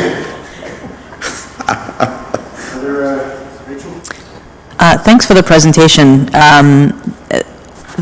I'm concerned and wondering about the bid process across every sector in construction right now. Estimates and, cost estimates and budgets that, were created last year, the year before, 2 years ago, are not panning out in 2023. Maybe this is outside of what you can answer tonight, but what happens if the bids come in and they're, beyond what we have set aside between the borough's contribution, the library's contribution, and the state's contribution? Well, there are aspects to the project, and some of the stuff may not get done. We do have a fair resource in terms of how much money we have. I also would point out that although the 2.894 was a 2020 estimate, there was a second estimate when we had the second go-around. Some stuff was eliminated. Of course, the roof was not part of the full thing. But we've added some ADA work as part of the, to complete the state grant. But there are changes inside the building that may not get done. But we got to get the asbestos out. We got to get the new lighting in. We got to get the new roof in. And that's sort of the minimum and the ADA work. That's the minimum that has to be done. Okay. David, just to add a little numbers to that. We have a capture on the microphone.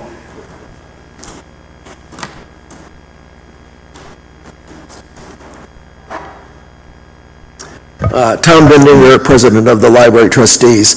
Just to respond to that question, a major element that was originally in the original 2020 proposal was for re-roofing the building. And as you know, it ended up at $550,000. So that shifted out of the numbers, and it's now been added into. But even at that rate, we're keeping our fingers crossed as to what is there. The foundation has some additional monies to help support that, but also I think we're looking possibly going out maybe to the community to support the interior part of it. The furniture and fixturing aspect of it is one of the variable items that we can push out, but we have certain things that have to just get done. And the most important thing, at least as far as I'm concerned, is the entire project is entirely dependent for a start on getting the asbestos done. We can't touch anything else until that is done. And we're kind of up against a barrier, because most of the asbestos capability goes in the summertime to the schools. And so basically, if nothing happens in this original bid process to where we can get them started, we're probably looking at somewhere in the fall to really getting, I think, that to move. Okay, thank you. It sounds like you've really thought about these contingencies. Yep. Any other questions or comments? Thank you, Lynn. Thank you, Dave. Thank you, Tom. The clock. Right. Engineering and land use.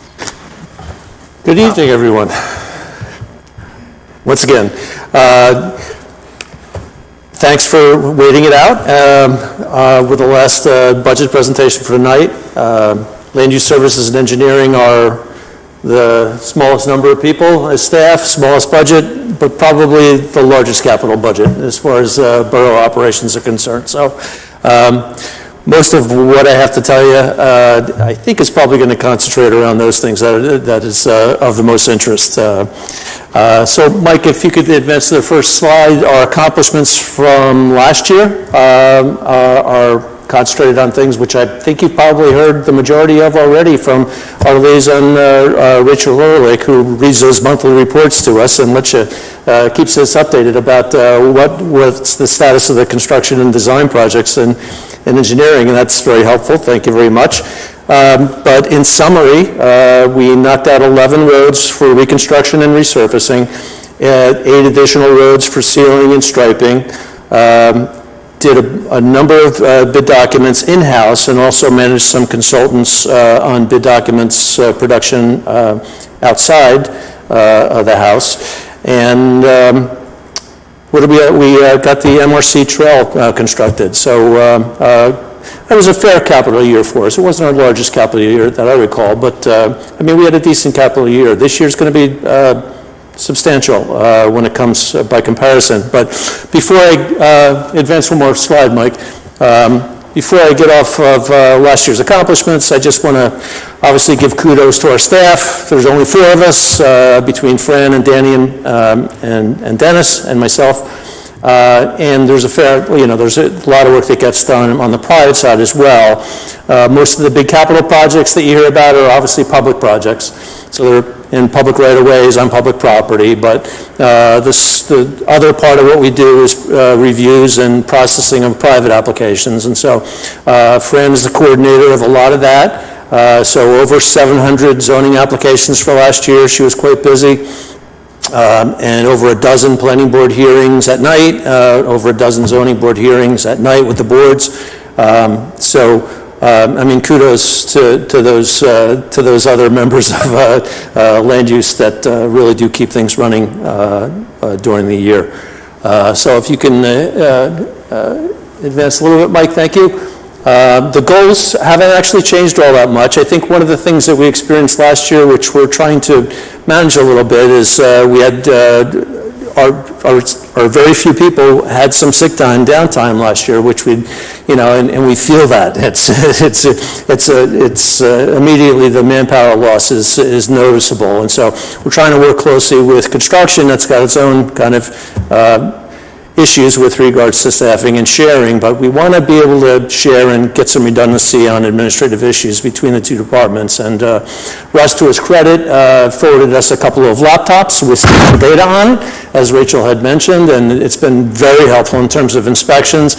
None of the inspections that we've done this year hasn't been done without the laptop, because you go out, you take a picture, you record things on a thing, and it's honestly saves so much time and paperwork. It's stunning, and it's it's a great product for us in terms of being 100% mobile. It's internet-based product. We're logged into it constantly, and it's location independent, and so we can do a lot of inspections throughout town, and obviously been quite helpful. So that type of thing we would love to expand upon in the coming year, as well as some shared staffing between construction and ourselves. So, but all good things. As far as coming capital projects are concerned, that's the interesting part. So Mike, you can advance again. Capital project requests, some of the stuff we did last year, again, Hartley Dodge Plaza, finally done, library roof, 95% done, and the MRC Trail's done. Next slide, Mike. So the stuff that's coming up for the coming year, Well-Be renovations, we hope to take bids on this week, and if the numbers are right, we can award that. Generally, the Well-Be work should be scheduled summer to fall. The most important thing is not having Be-Well down in the middle of the summer, so scheduling will be very important on that, but if the project actually extends into winter for us, I don't think it's really much of a hazard as far as operations are concerned.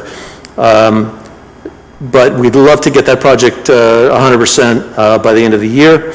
The sewer lining project is a community development block grant, 7 roads in town, all in a target census area.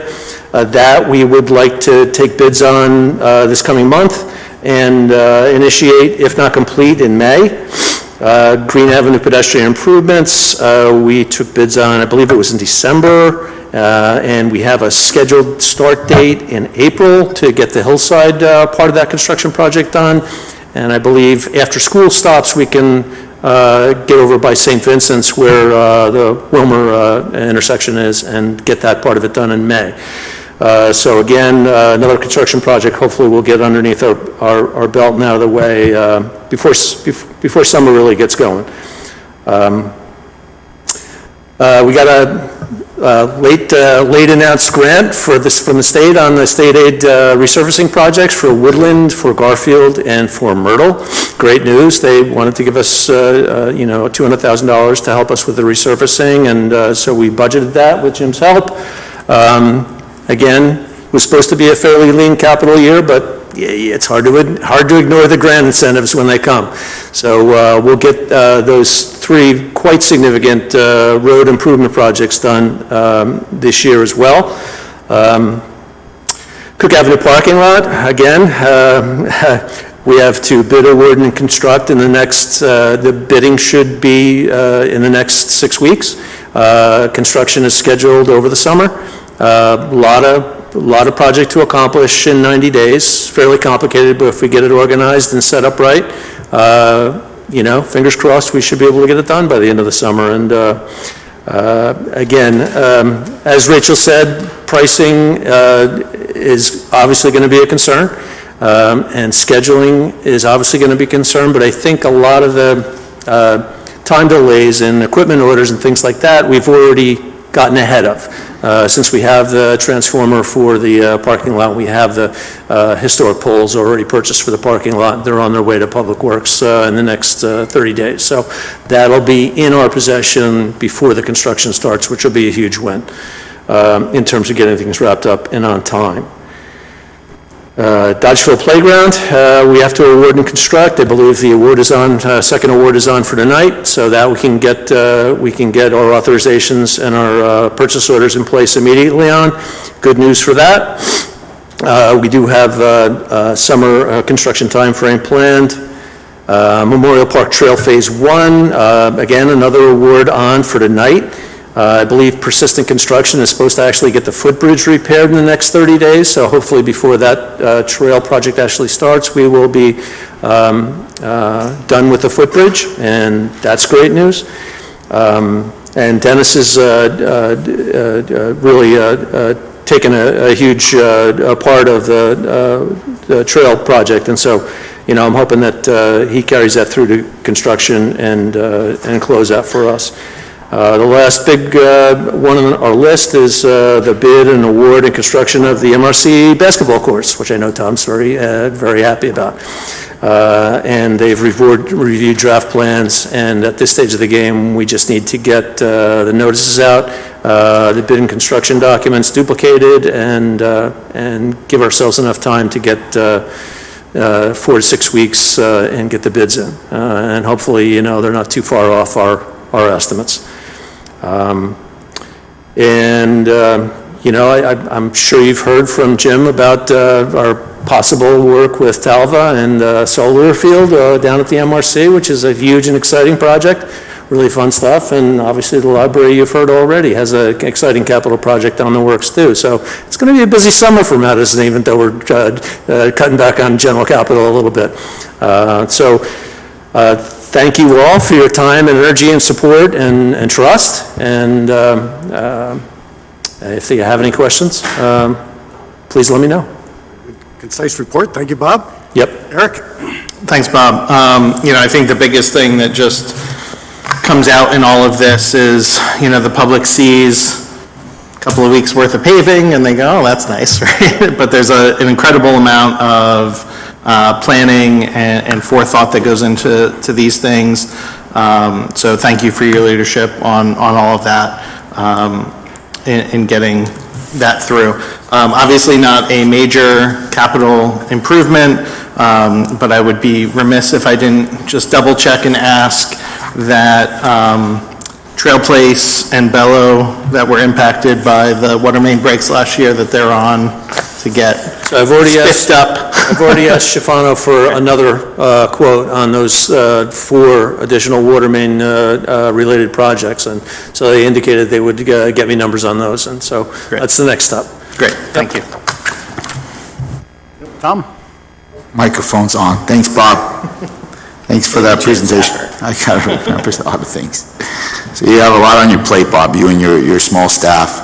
So I have a question. I'm looking at your land use services and the planning and zoning board permits and hearings, and I have been to some of the zoning board meetings and a few planning board meetings too, and I see some of the applications that come in front of the actual boards, and some of them seem like applications that could possibly be managed by your zoning officer or somehow in your department, in lieu of somebody putting on a portico and having to come in front of the zoning board with an engineer and whoever else they would have to hire, and then use the zoning board's time also. So I don't know if this is the venue for it, but maybe there could be some consideration about what your office can actually approve that would require minor variances, back patios, some things that 99.9% would be approved anyway by the zoning board, and you're qualified. We have people we're paying there who are the professionals to guide the zoning board, so. It's very insightful and 100% true, Tom. I think if we could delegate some authority to TCC through an ordinance change and wrest a little bit of control away from the boards in that respect, it wouldn't be hazardous for the borough. I think you have good professionals that work here. I think they do care, and I don't think you would be ill-served in a land use scenario, delegating some of the authority to TCC. I think an individual, that would be more complicated, but I know we've had some of the same questions on DDC, like refitting a building downtown or doing a historic facade or something like that. Those issues come up relatively frequently, so I'm happy to go back and ask again, whether it's time to delegate some activity to TCC, but we've asked several times and always gotten a lukewarm response. Okay.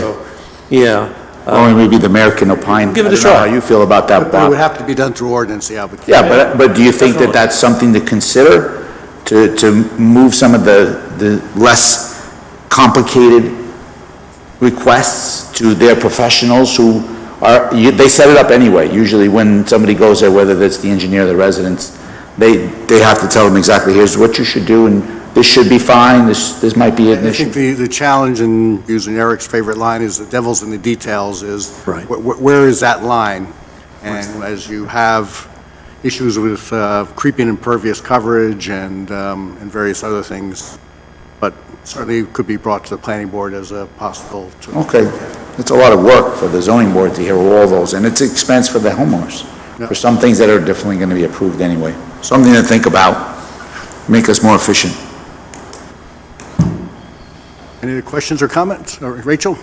Thanks, Bob, for the presentation. I think you, as you say, is the smallest department, but the biggest capital budget, and just the sheer number of projects going forward this year and last year is really impressive.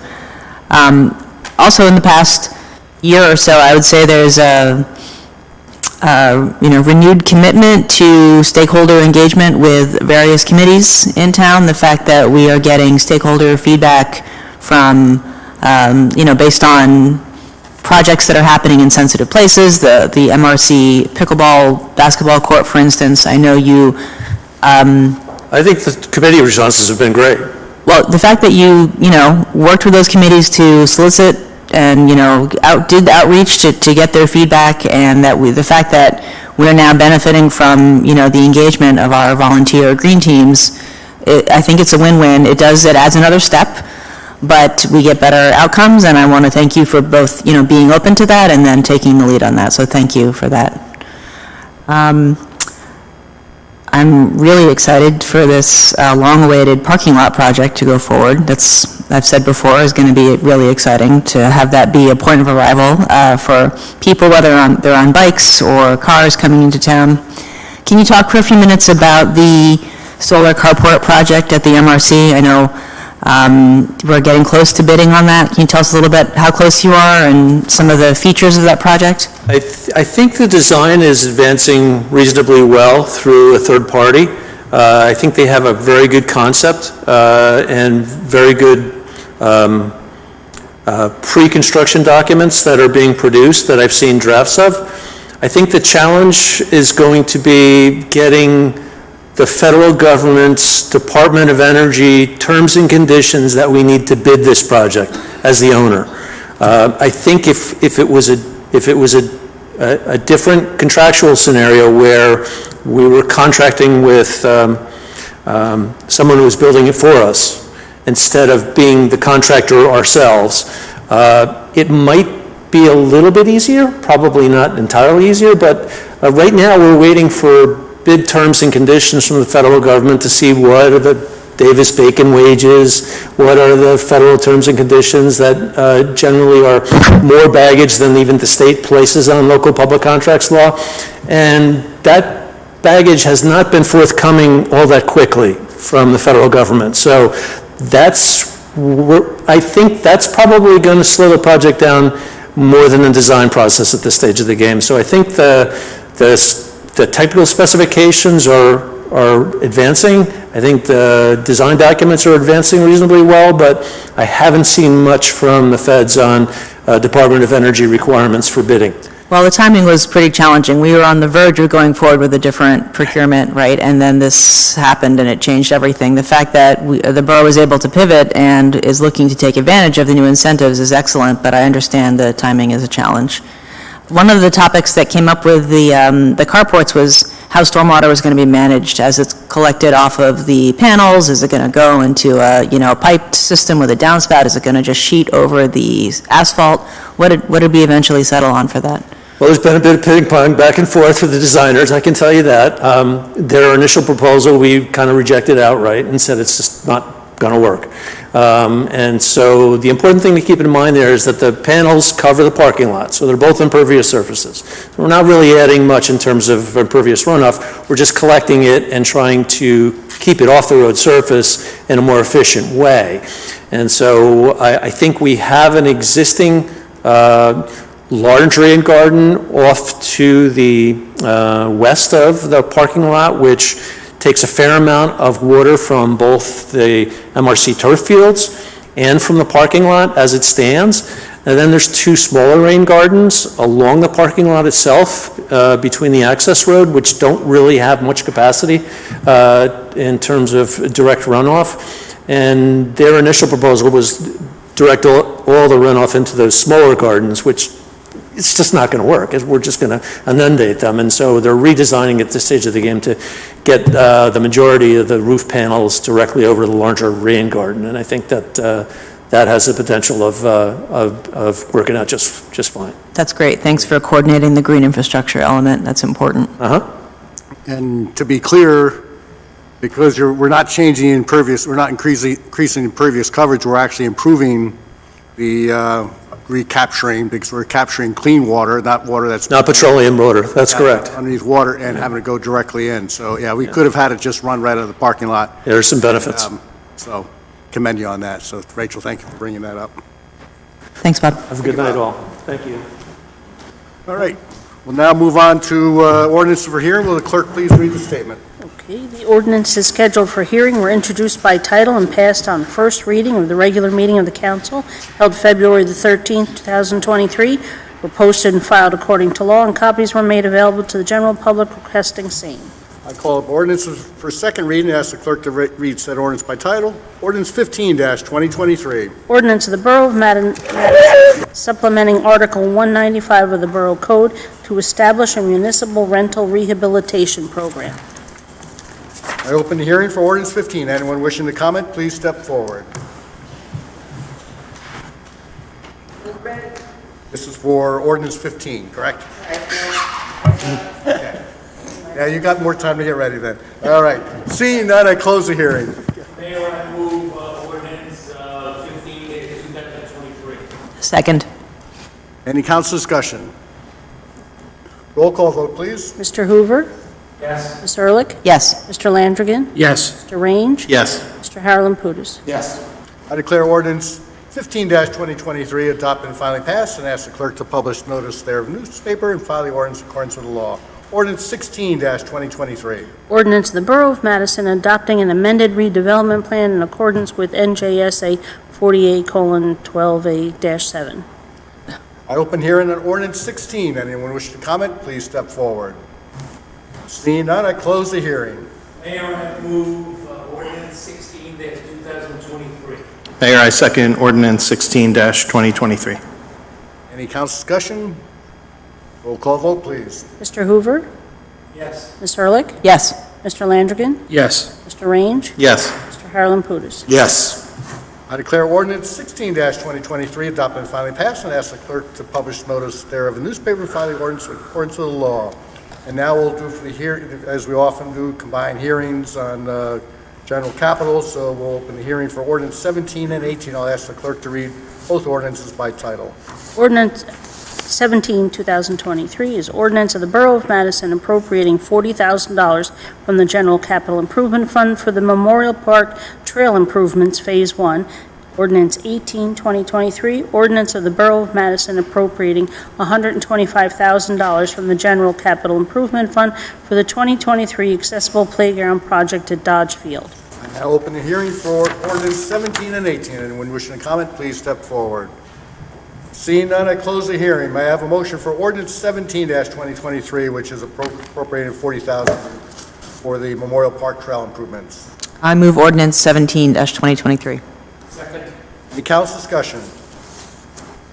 Roll call vote, please. Mr. Hoover? Yes. Ms. Ehrlich? Yes. Mr. Landrigan? Yes. Mr. Range? Yes. Mr. Harlan Pudes? Yes. I declare ordinance 17-2023 adopted and finally passed, and ask the clerk to publish notice thereof in the newspaper and file the ordinance in accordance with the law. And a motion for ordinance 18-2023, which is appropriating $125,000 from general capital for the accessible playground project at Dodge Field. I move ordinance 18-2023. Second. Any council discussion? I have a question here.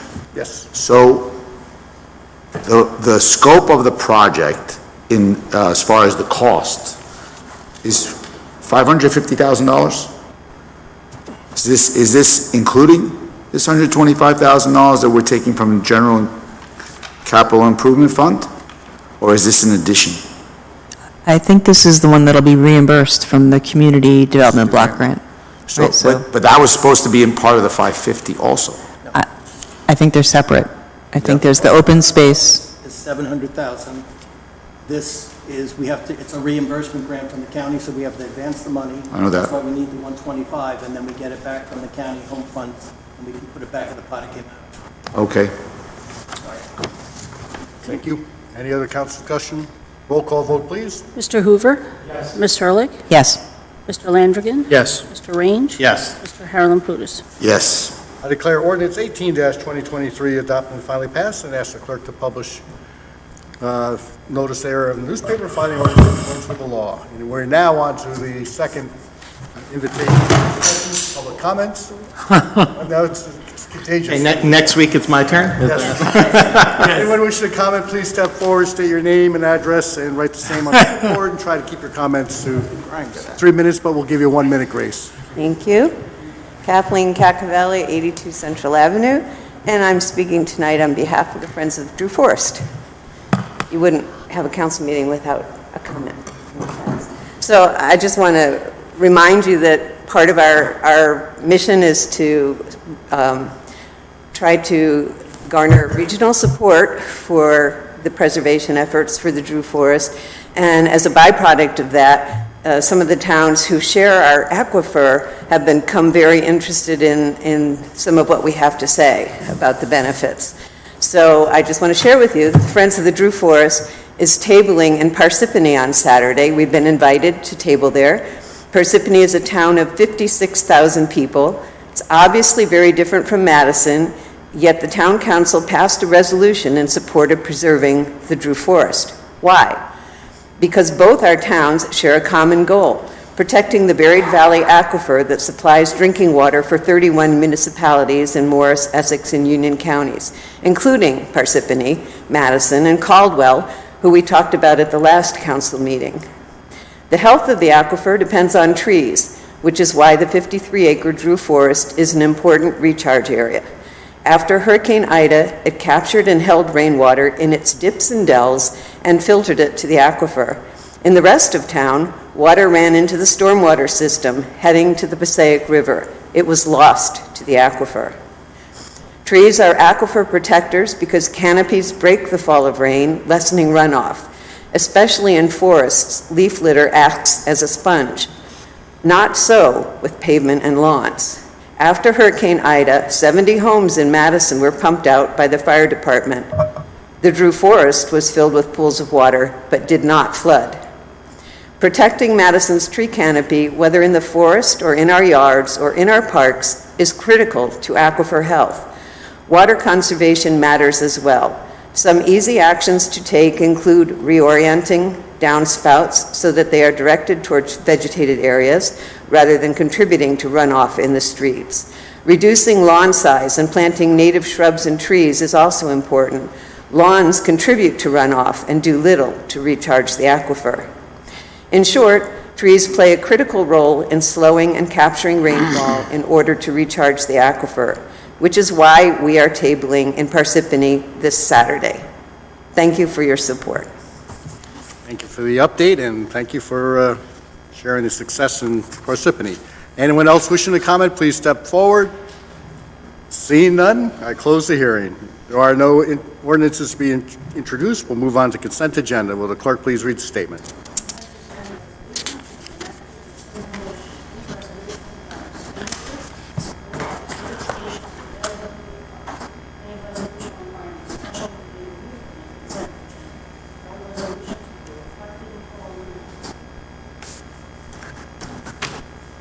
Mayor, I move Resolution 87-2023 to 94-2023. Second. Any council discussion? Any need to be pulled? Roll call vote, please. Yes. Yes. Yes. Yes. Yes.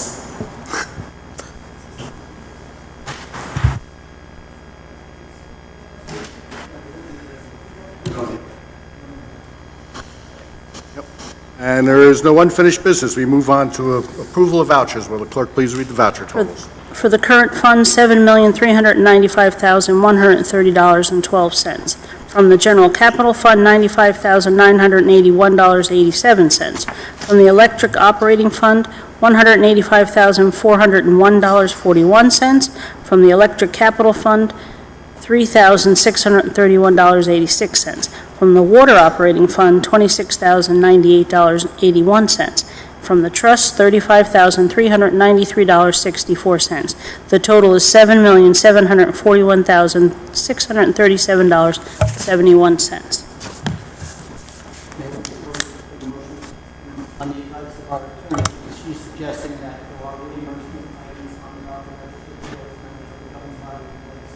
portion we can see for the lien on water and water. So she has a line that it's okay to vote on the balance of the list, but that the vote should accuse yourself on the individual reimbursement for that one. So the vote for the document, we're going to accept your own individual reimbursement. So, yeah, then when will that be approved? No, you're just recusing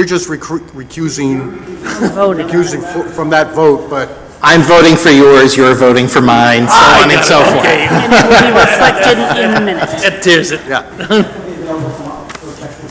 That's fine.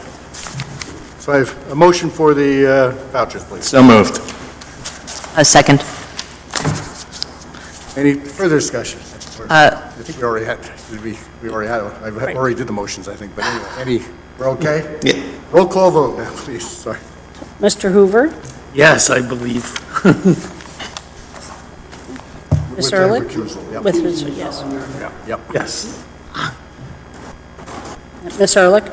Yes, I'm recusing myself from item 511 here under the, I guess this is general?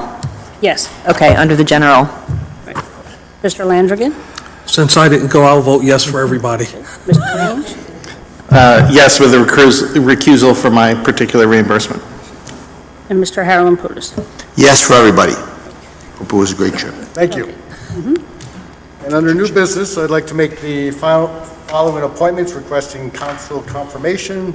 Zoning Board, this was shifting from this alternate one to a regular member. Douglas Osborne, Lewis Drive, unexpired term through December 31st, 2023. Unexpired two-year term through December 31st, 2023. Adrian Novak, East Lane, alternate member number 1. Utility Advisory Committee, unexpired three-year term through December 31st, 2023. John T. Hoover of Central Avenue as a regular member.